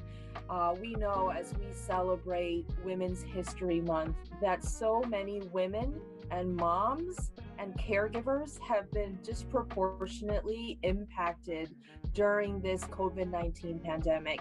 And we also know that here in Queens, New York, we were very early on at the epicenter of this international health crisis.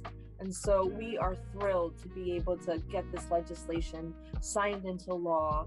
And it is largely due to the efforts of everyday viewers like the ones here today who have weighed in telling us what government and what Congress needed to do to help them.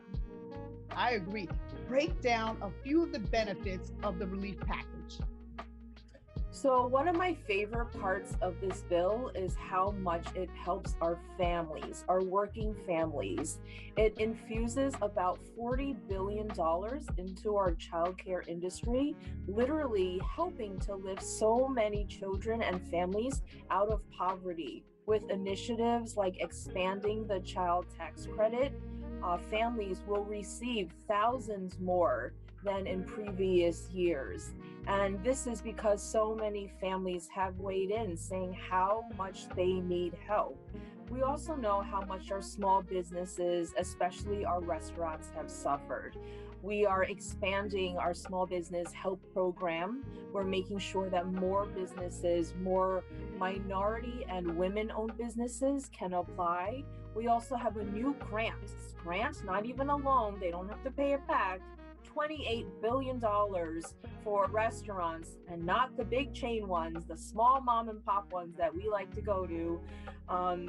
$28 billion in grant money where restaurants could apply, anything to help them thrive and to survive, especially as a lot of restaurants are using extra expenses, to help keep their customers secure, from ventilation to plexiglass, outdoor seating capabilities, you name it. It also provides help with rent and with mortgages.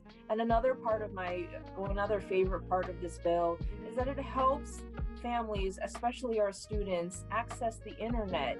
Did you know that 16 million kids right now across the country are not able to access the internet? They're not able to attend school remotely and to do their homework. Our kids have missed out on a year's worth of education. So those are some of my favorite parts and highlights of the American Rescue Plan. I tell you, it's so beautiful. People were calling me, oh my God, it's signed, it's signed. They're so excited. You walk by, you see all these stores that were closing or closed temporarily. Now they can reopen. There's help and there's relief. There's something in it for everyone almost. Am I right? Yeah, definitely. I forgot actually a lot of people's favorite part, the stimulus check. Someone just texted me saying thank you for the stimulus check. And so, this is $1,400. The previous administration only gave $600, and Joe Biden knew that $600 was not enough, so he added $1,400, and now people have $2,000 in their pockets, and also extending unemployment benefits from 50 weeks to the 79 weeks in September, which hopefully we will be able to help open up our economy again. Well, we're resilient. We will definitely get back to where we were before the pandemic. I'm definitely confident of that. Let's talk about some of your other notable accomplishments. Your resolution to denounce anti-Asian hate related to COVID-19 and what it took to get it passed. Sure. Well, it was actually about a year ago when I wrote this legislation. It was really, before COVID had actually hit us here in New York, we were already seeing a lot of, hateful incidents and assaults that really were stemming from a fear, from, lack of knowledge about the virus. People were looking for a scapegoat. And certainly the words of our former president calling it Kung Flu and the Chinese virus did not help and really worsened the situation. And so I wrote this resolution. It was really a symbolic way for Congress to stand up and to say that they condemn this sort of bigotry. So we were really proud that it was passed last year in September. And then President Biden actually signed an executive memorandum that had that same language in it. Excellent, excellent. And you had to, he just recently did that, but you also had to reintroduce it again because of the fact that these things didn't stop, and then Biden got involved. Am I correct? Definitely. I mean, when I first introduced it, I really thought, okay, it's important for Congress to take this symbolic stance. I didn't fully realize and expect that we would be still experiencing these sorts of incidents 1 year later. And as we saw in Atlanta, people have literally been hunted and killed because of what they look like. And so obviously the fear is not over. The hateful incidents and hate crimes are still happening across the country. And so we actually need to do more. And it's crazy, and it continues to spike from little incidents to huge where they're murdering people. Where did this craziness, I know it did start with the rhetoric of the administration, but where do we go from here? I mean, what will stop this from happening? This is insane. It's a crime against all of us. When it happens to one of us, it's a crime against all of us. How do we stop it? Where do we go from here? Well, definitely, in this country, there is a history of hateful incidents and hateful laws being passed, stemming out of fear and out of ignorance. We saw legislation in this country like the Chinese Exclusion Act. We saw Japanese Americans being locked up in incarceration camps. We saw the Muslim ban. And now, we are seeing these types of incidents. What I will say, and I'm so thankful because after Atlanta, so many people from way beyond the Asian American community have reached out. And while it is a very hurtful time for our community, I feel really hopeful. I feel that the hurt and the pain of the Asian American community is finally being seen and heard. And we're having some really important, sometimes uncomfortable conversations between the Asian American community and other communities as well. A young activist said recently, and I remember her words so clearly, that about how important it is not to point fingers at each other. She said the answer to racism is never more racism. It is solidarity. And I think that in the weeks and the months ahead, we will find increased opportunities for communities to work together and to mutually understand each other's history and future path together in a much more effective way. So I'm very hopeful. We continue to work on legislation in Congress so we have more resources to deal with these sorts of, hate incidents, but more education about our history and, about COVID in general, to make sure that there isn't false news coming out like there was in the past is so crucial. Okay, I agree with you 100%. I read that you, along with Representative Quigley and Fitzpatrick, just introduced a resolution affirming U.S. support of the Global Partnership for Education. Tell us about that. Well, education is so important. I sit on the subcommittee that deals with foreign aid to all of our other nations around the world. And I believe that diplomacy is important. I believe that it is important to use the tools and the resources that we have as Americans to be able to create environments where especially our young people have the opportunity to study, to get an education, to propel democracy, and to become the leaders that they're destined to be. I agree. It's wonderful and it's supported greatly. So congratulations on that. So my next question, 530,000 COVID deaths with 33 million people vaccinated. And it's expected that every adult will be eligible by May 1st, 2021. What are your thoughts on access to the vaccine? It is an issue we've had in Queens and here in New York. For example, March 17th is the day where so many people were excited about because they finally became eligible. But then at this very same time, on the same day, they realized that there weren't necessarily more vaccines for them to actually access. And so eligibility without sufficient access is not that meaningful. I will say that another great part of the bill that President Biden signed, the American Rescue Plan, has money for vaccines. It has money for outreach into communities who might feel hesitant to get the vaccine. We are also trying to work with the Biden administration to get these vaccines into the offices of our local doctors, local physicians, local community health centers, where people might feel more comfortable and actually, closer distance even in many cases to be able to access the vaccine. But hopefully soon, President Biden says that by May, people who are eligible will be able to receive it. Don't go away. We'll be right back after this brief message.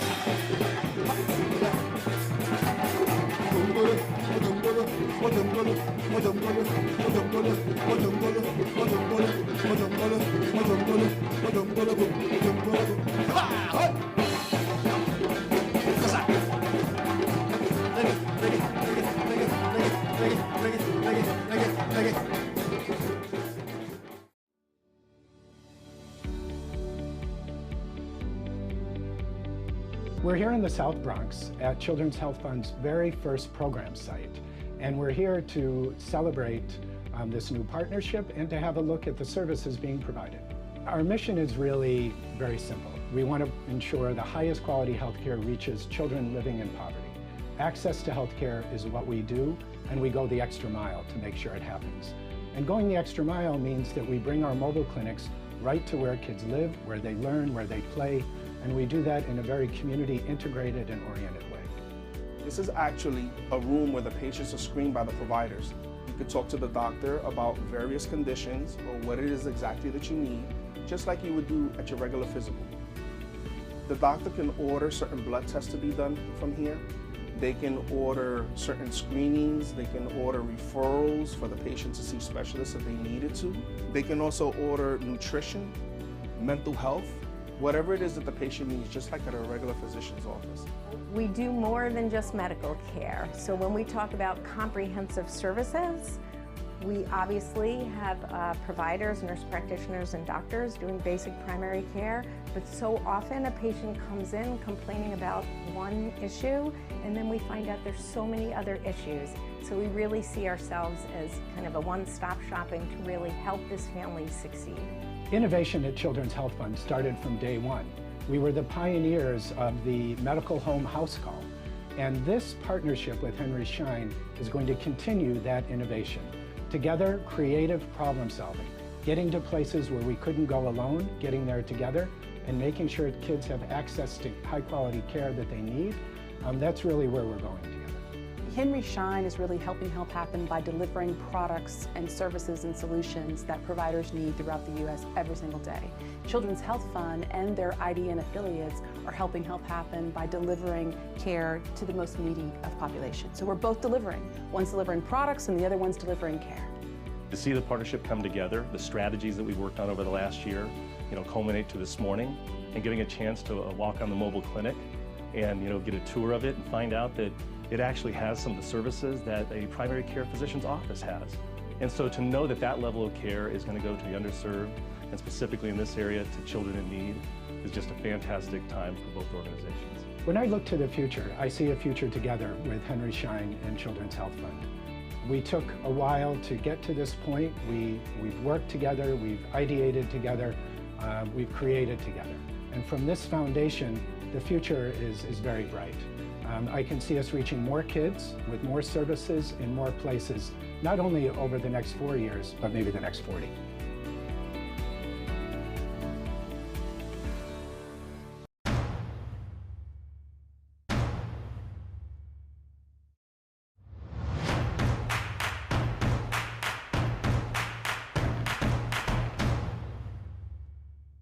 Welcome back to Queen's Perspectives. Thank you so much for joining me as we spotlight Congresswoman Grace Meng for Women's History Month. Now, we spoke about your accomplishments in Congress. I want to switch up the conversation. Women's History Month is also about helping girls and young women aspire to reach their dreams. When did you know you wanted a career in politics? I didn't know. I did not grow up knowing many politicians or even leaders in any field who looked like me, right? There weren't a lot of people of color.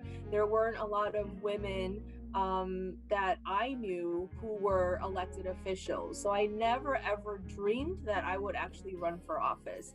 I will say that personality-wise, I was a really shy kid. Never spoke up in class, never raised my hands. I would try to crawl in a hole in a classroom if I could when the teacher called on me. And obviously, I'm in politics now. And I will say that growing up, when I was in college and in law school, I had many internships in various government offices, the state level and the federal level. And I thought, wow, this is a fascinating place to be. There aren't many people who look like me. And I wanted to be where all the action was happening. Again, didn't think I would run for office, but I just wanted to be in those rooms where people were talking about policy and legislation. I thought it was really cool. So, I never took a political science class, never ran for student government even. Wow. But so, I talk to high school students and I tell them that, they have more experience than I did. So you never know what's going to happen. But I really realized that, volunteering in the community, politics can be a very effective way of helping people and helping a lot of people at once when it's used correctly. I agree. And also internships, they help people to focus on what they like and what they don't like. Exactly. There's no better way to sort of get a feel of what you might want to do for your career or not do, right? Get Definitely. A sense of what you're good at, where your skills are needed.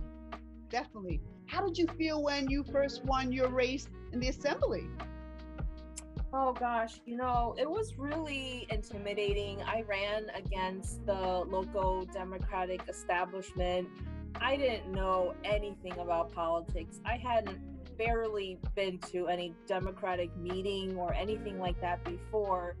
But I really felt like I was carrying the strength and the voices of people in my community, whether it was the senior citizens, whether it was the minority communities who felt like their voices weren't being represented, whether it was my friends at our local public housing complex who had to wait weeks just for hot water or heat. You know, these were just some really basic issues that I thought that needed a stronger voice in government to advocate for them. They were asking for things that shouldn't be a luxury, or it was a right of theirs, and I felt that I had to do my small part to carry their voices into the halls of government. I agree. Then you pivoted and ran for the 6th congressional seat and won. What did your family say when you became the first Asian American woman in Congress?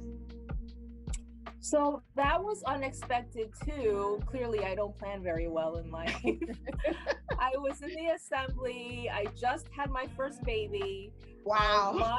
My former congressman who I succeeded, Gary Ackerman, announced he was retiring.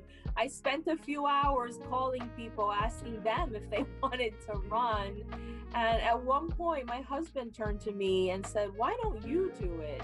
And I said, "You're crazy. I just had a baby." Really was not the best choice for me, I thought at the time. But, within 24 hours, wow. After talking to a few folks in the community, I decided to do it. But I had to do it in a very short period of time, to make my decision. And so, thankful for the community for helping. And you know what? When you're asking somebody else something, maybe it's meant for you, and that's what they were saying. Well, your husband, why don't you run? Why don't you do it? Right. Women never look at ourselves. We always think that we might not be as qualified. It's so true, and that's why we have to do shows like this. So let's talk about some of your mentors. Who were your role models? That was one of the hardest questions when I first got elected. I felt like so many of my colleagues had role models, or they knew people in their lives who were judges, who were elected officials, or they grew up talking about, some American elected official. And I really had none of that. So when people ask me who my political mentor is, who my rabbi was, I actually say it's my grandma, my mom's mom, my maternal grandma. She was the first one in our family to come to this country. She came alone, left all her family behind, and worked as a housekeeper for a super wealthy but very nice couple in Manhattan. And they really took her under her wing. And so even though she's the first immigrant from our family, she makes the best cookies, American cookies, that any Chinese immigrant could make. And she always encourages me. She doesn't really have an education, obviously never ran for office, but she gives me really good advice about being a good listener, being responsive to people. And those skills that she's taught me, never learned in a classroom, but have been so helpful to me in my career. Your grandmother, that's wonderful. She paved the way for you. Yes, definitely. Yeah. When you think of a few women that put their stamp on history, who do you think of? I don't know if I think of specific people. I just feel like there are so many women who have done the hard work, have paved the way, that they don't get much notice, right? They don't get much recognition. And it's so hard. And what I think of is that, when I'm talking to younger women or women who are thinking about going into politics or whatever field, I tell them that about the importance of feeling confident, that our stories, our backgrounds, our family's history are not like other people's. And I think I spent so much of my, younger adulthood trying to fit in and trying to be like other people, oftentimes men, and kept feeling like I was falling short.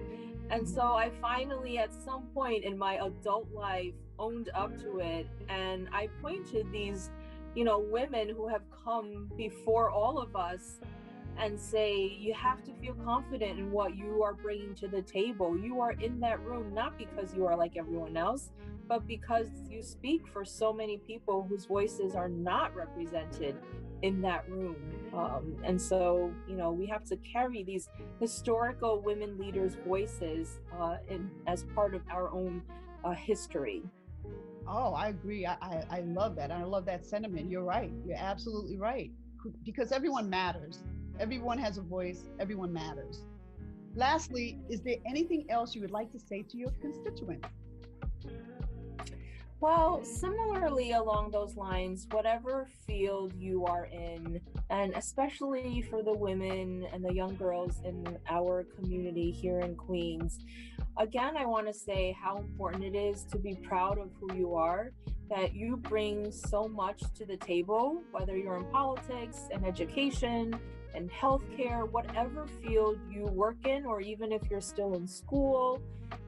Own up to who you are, be confident, and try to use that background and that knowledge to help people who might come after you or people who are younger than you.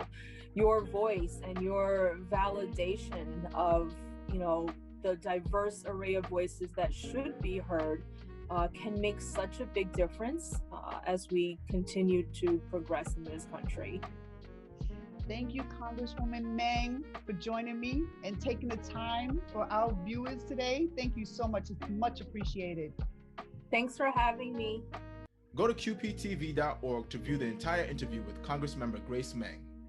People are demanding change, and everyone should do their part for our Asian brothers and sisters. People are doing just that.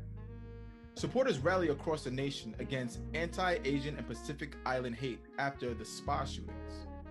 The rallies are attracting diverse crowds, showing solidarity to combat racism with people of all ages and varied racial and ethnic backgrounds. Individuals from Atlanta, New York, California, Texas, and Pittsburgh chanted slogans speaking out as one voice to stop Asian hate.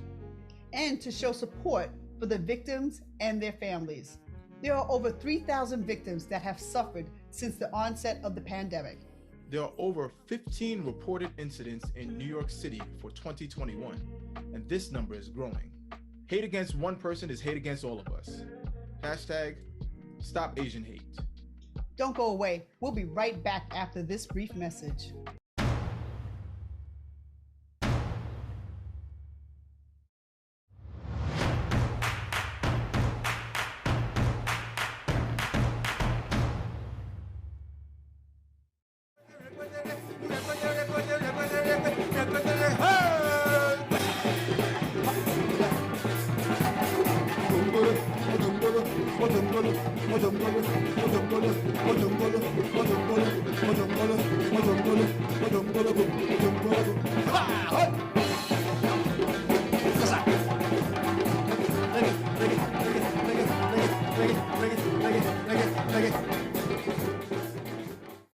There are 16 million children struggling with hunger in America.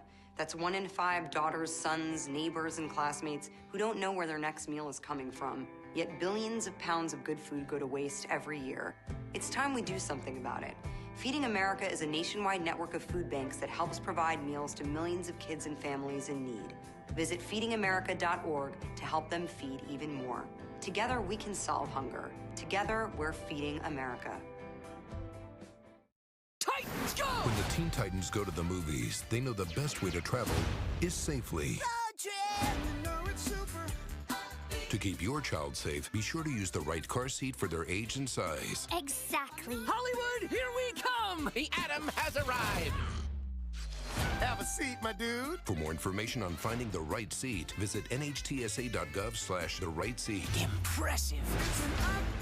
Brought to you by the National Highway Traffic Safety Administration and the Ad Council.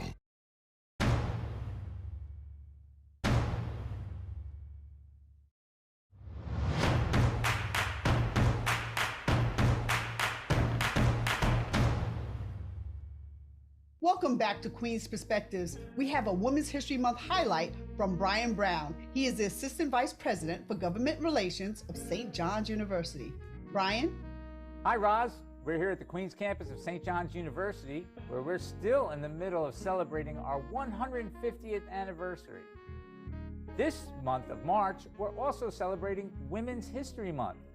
Women's History Month, as you know, began in 1981, when Congress requested that the president proclaim a week proclaiming Women's History Week.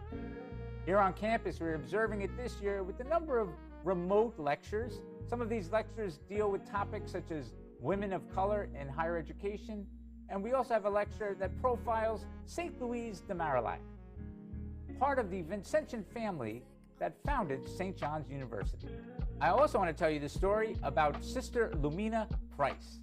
Sister Lumina was the first female graduate ever at St. John's University.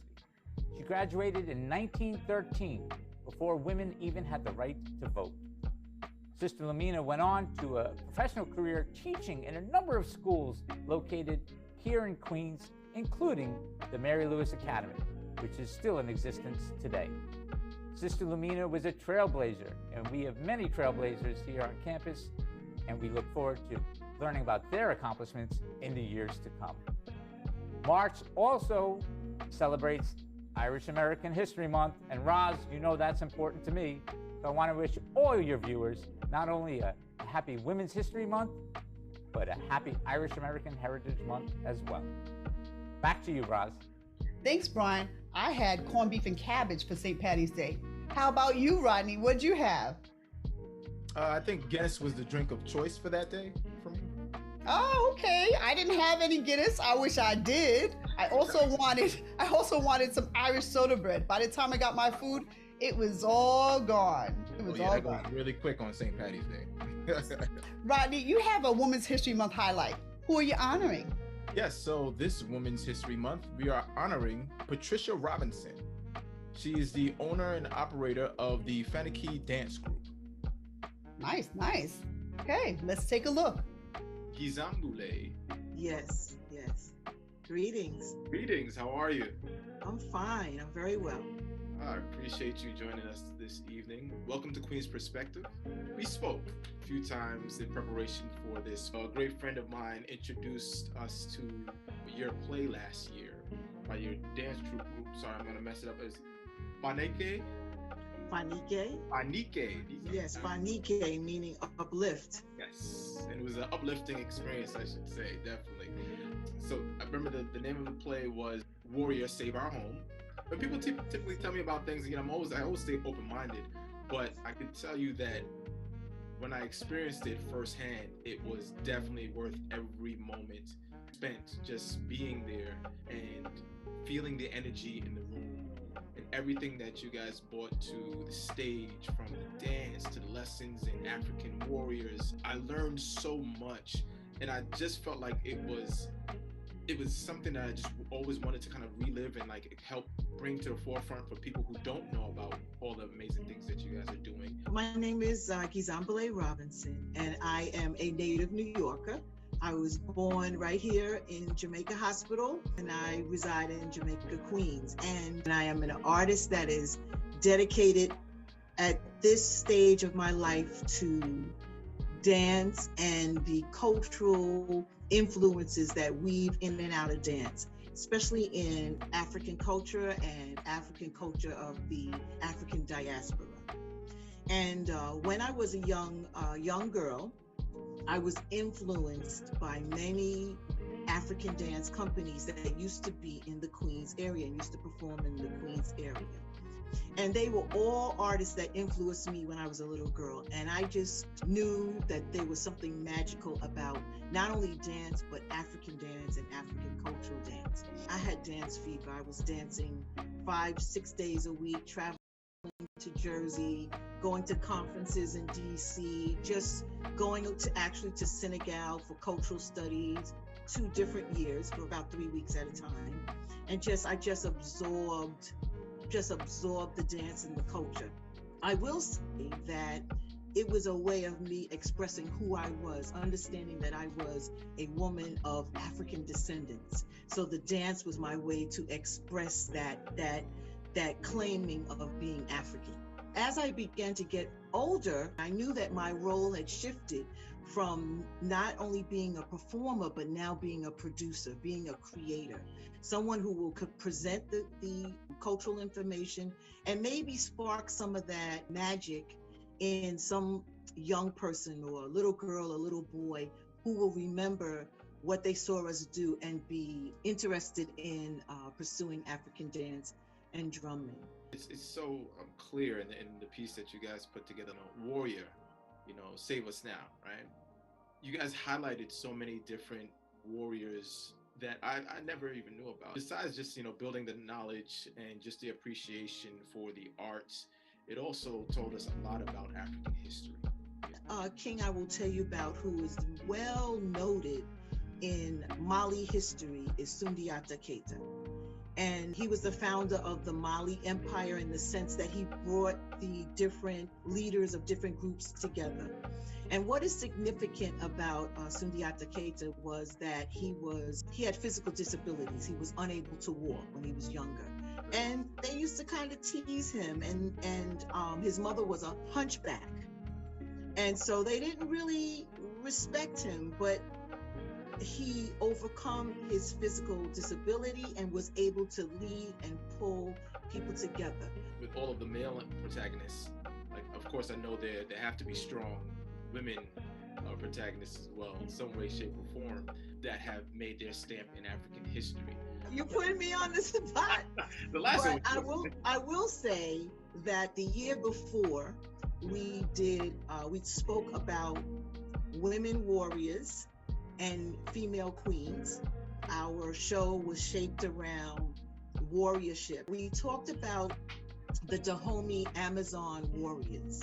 You hear the term a lot, Amazon warriors, but I don't know that everybody connects it to the Dahomey and African people. So that's one group of people we talked about. Of course, we talked about our homegrown warrior, Harriet Tubman. So we shed some light on her also. Sarah Winnemucca, who was from the Cheyenne Nation, we also uplifted her, as well as Queen Nanny of the Maroons from Jamaica. So those are a few of the warriors that we uplifted in our presentation and gave some historical background. It was only if I was taking a African American history class that we would get certain parts of this. And again, this is African American history, not African history. I thank you for all of the work that you've done so far. Please shed some light on some of the things that we have coming up. This year's show talks about how we as a company and how we as people, how we as artists are looking for a place to be safe, a place where we can rest and know that we have an opportunity to recover and to be healed, to be uplifted and rejuvenated. So what we've done, we've incorporated the concept of the waterfall, because a waterfall is a place of healing. Scientifically, waterfalls produce negative ions, which make you feel better. They uplift your spirit. From a spiritual perspective, there are many forces that are associated with waterfalls and behind the waterfall. So this year, we're actually going behind the waterfall, where our company can be safe and where we can still present as artists. So that is the theme that is kind of driving this year's show, Behind the Waterfall. We are being hosted by Jamaica Center of Arts and Learning. It's really appreciative. Like you have no idea the extent of which the knowledge is being spread and how much it's still, again, enriching our community. And we thank you for doing just that. It is definitely a collective work and responsibility. I don't do it myself. All of the excellent artists, the dancers, the drummers, the parent coordinators that support us, the community that supports us, and of course, God paving the way, all the way. We could not do it without each other's support. So, I'm just a vehicle here. We're hoping that we uplift the community, because that's what we really want to do. We want to uplift the community and uplift our culture, make sure that our culture continues. Awesome. I appreciate you very much. Thanks again. And hopefully I'd definitely love to have you back on post the next show, like once that's done, and then maybe we could recap and talk about that and see what else you have coming up afterwards. Okay. All right. Thank you so much. Appreciate it very much. Thank you. Lessons. Appreciate it. Take care. She is so dynamic. What an interesting interview. Great job as usual, Rodney. Great job. I appreciate it. She was amazing, and truly looking forward to everything that her and her group have coming up. Me too. I agree. So, Roz, what's up with Flushing Town Hall? Oh, well, they're not open yet. I had a chat with Sammy Abu-Shamaze. He's the Deputy Director for Flushing Town Hall. Take a look. Thanks so much for having me, Roz. It's great to see you again. You too. And the last time I saw you was pre-COVID. How have you been? I've been good. Under the circumstances, myself and Flushing Town Hall, we've been surviving. How have they adapted over the past year? Well, so Flushing Town Hall was one of the first cultural venues to close in the city because of where we're located in Flushing. Our first event to close was actually our Chinese Temple Bazaar for the Lunar New Year 2020, February 1st. So we kind of hesitantly were unsure through February of 2020, but then ended up closing like the rest of the city in mid-March. Since mid-March, we really made a quick pivot to online programs. That included both of our concert programs, our normal programs for adult audiences, as well as our arts education programs. So we were lucky enough, I have to say, to receive some of the federal grants and emergency funds from some of the foundations. So big shout out to supporters in government and foundation world for getting emergency funds together for arts institutions. That meant for us that even though our doors have been closed since March 13th, we've been able to retain our staff and hire back artists to do new programs. So between March and December of 2020, we actually produced 265 online programs. Excellent. We reached about 30,000 audience members, and we were able to hire or employ more than 300 artists in one way or another during that time period. So we've been super busy on staff, just trying to do as much as we can to keep ourselves out there, to keep global arts and culture on everybody's radar. And to definitely stay relevant. You did everything virtually. Yep. You pivoted. You brought back live. You brought back live performances on stage. What have you presented? Name drop for us. Yes. Well, so we just had our very first online performance a couple weeks ago that featured, our first performance from the stage at Flushing Town Hall. It was a live stream featuring the great Broadway deity, Andre DeShields. And he did an amazing rendition of Frederick Douglass. He created this theater piece, I guess, about a decade ago, and he's reviving it now. So we had him live on our stage. It was amazing for us because that was our first performance, and we had been upgrading our tech in the theater to make it happen. And it was like sort of our first test. But Andre was amazing, both as a performer and just wonderful to work with in the space. And he brought back Frederick Douglass, who originally spoke at Flushing Town Hall in 1865. So excellent. It was the culmination of our Black History Month trilogy that also featured Lillias White and Alton Fitzgerald Brown. So that was, but that was the first live one. And we're doing another live one, actually just a day or two after this broadcast. On March 26th, we're gonna have Mala Waldron, who is a fantastic jazz pianist, and she's gonna do a tribute to Minnie Riperton and Joni Mitchell. It's gonna be an amazing show. That's gonna be, again, live from our theater on Friday night, March 26th. So we're very slowly returning to events in the theater. We're gonna have about one a month, and then maybe by summertime, we might be welcoming people into the garden. We're trying to be really cautious at Flushing Town Hall, just because things are still uncertain right now. We're erring on the side of safety to protect ourselves and our communities. But we're keeping busy. Even as we start to go back on to in-person events, we're going to keep going with the online programs because we've found that we've gotten a lot of great reception from them. And so another event that people can check out, I think it's April 14th, will be our next monthly jazz jam. We've been doing these virtual jazz jams since April of 2020. So we have a monthly jazz jam that's been going for almost a decade, where jazz musicians can come and perform at Flushing Town Hall with a house band. Really popular event, one of our sad things to lose, but what's great is we revived it virtually, and we've been getting submissions now from all over the country and actually from all over the world. So we have some international jazz artists who are contributing to our virtual jazz jams. So that should be really exciting. Let me see if I have the date for the next one. So the next excellent. jazz jam will be April 14th, Wednesday, April 14th.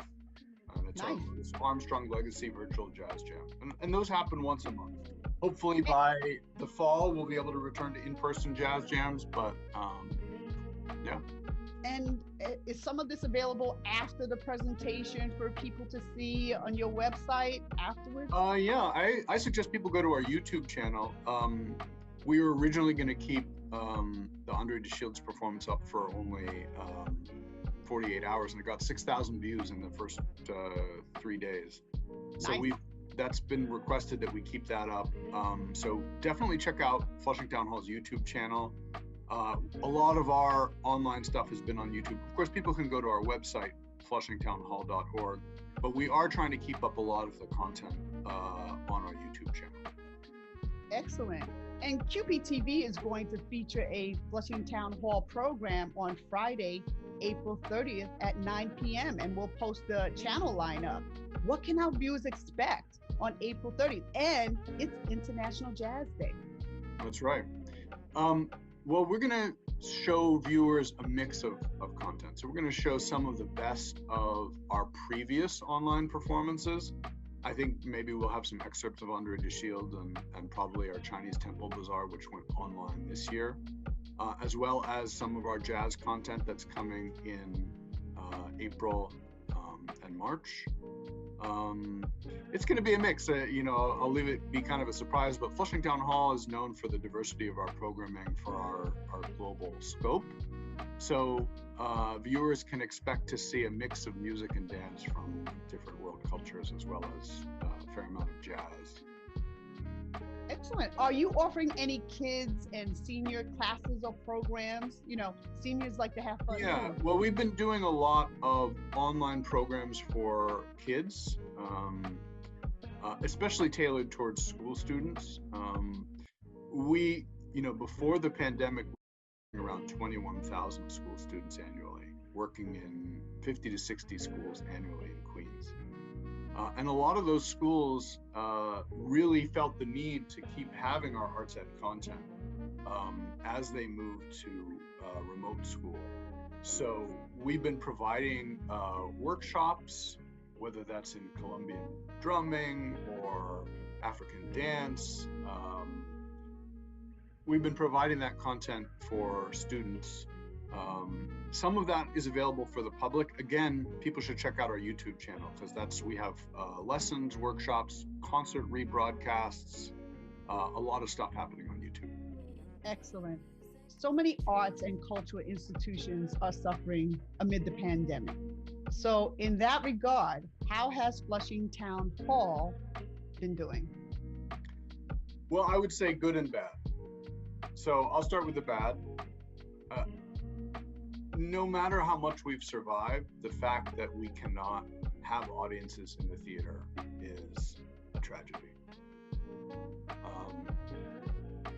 We have such amazing audiences, such amazingly diverse global audiences from Queens, people who really appreciate a variety of culture. I know, Roz, you came to some of our global mashup events over the past few years where we bring bands from one country and another country together to jam on stage, and just the way that lights people up to see different things mixed together and celebrating different cultures in person, the loss of that is a great tragedy.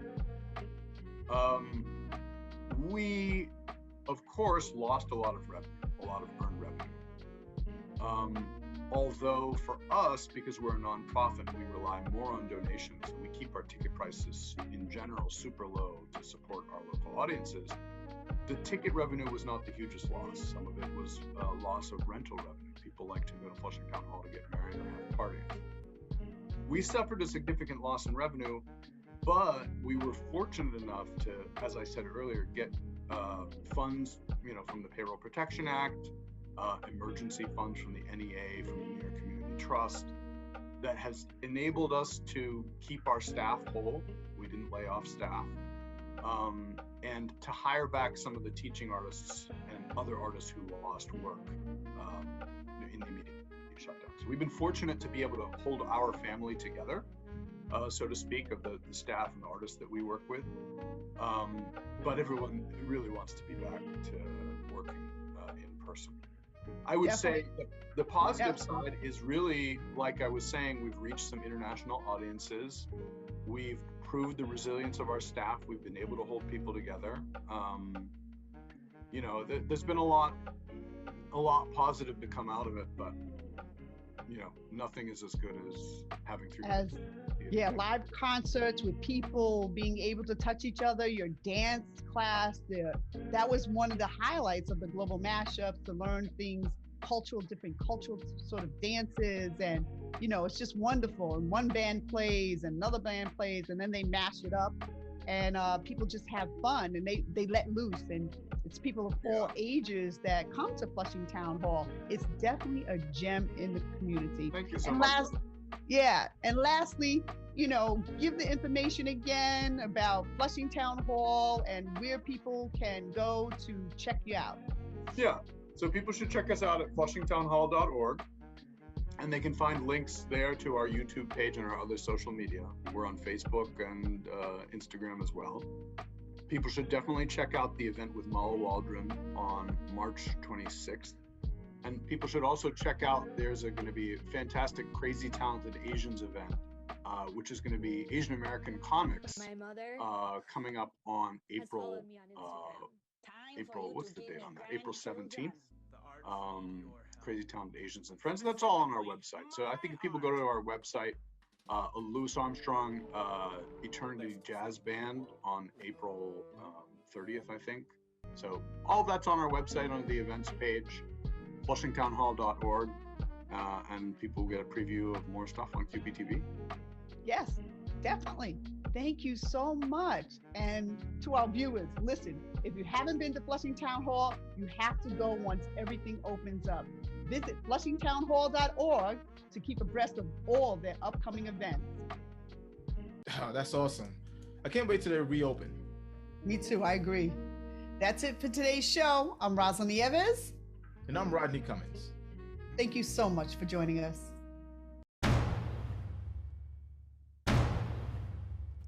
That was Queen's Perspectives. And in that show is a very clear demonstration of how QPTV impacts organizations and the people who attend them. Flushing Town Hall, we were able to work with them to help continue their mission. But as you just heard, the pandemic caused quite a struggle for them. So we're here to help tell those stories, either through shows like Queen's Perspectives, or even on your own. You can pick up your phone and record a show and send it to us. And you're now a media maker. And that's what community media is all about, is creating media to share with the others in your neighborhood, in your city, in your town, and to engage and to create conversations to create change for the better.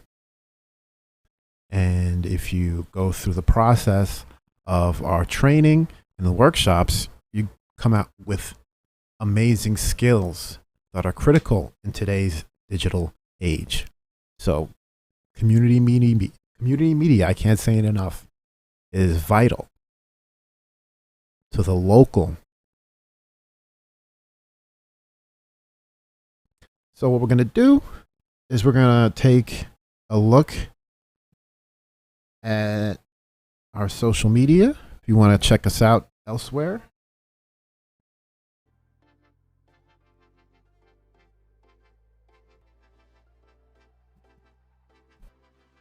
Actually, let's bring this up first. And of course, we're on Facebook at Queens Public Television, Instagram at QPTV, Twitter at QPTV, YouTube QPTV, Queens Public Television. That's all one word. On LinkedIn, simply QPTV, and on Twitch, Queens Public Television. And of course, you could email us directly, media@qptv.org.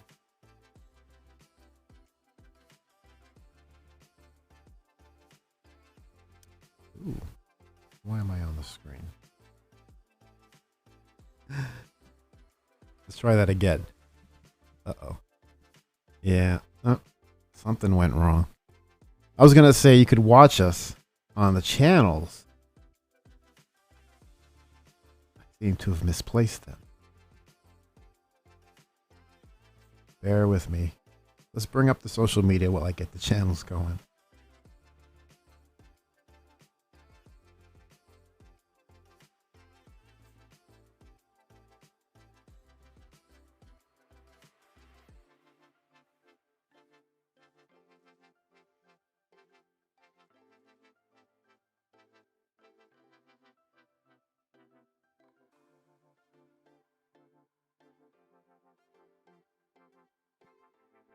There we go. QPTV. We're on Spectrum, RCN, and Verizon Fios in Queens. And if at any time you want to see what's happening on the channels, go to qptv.org/guide.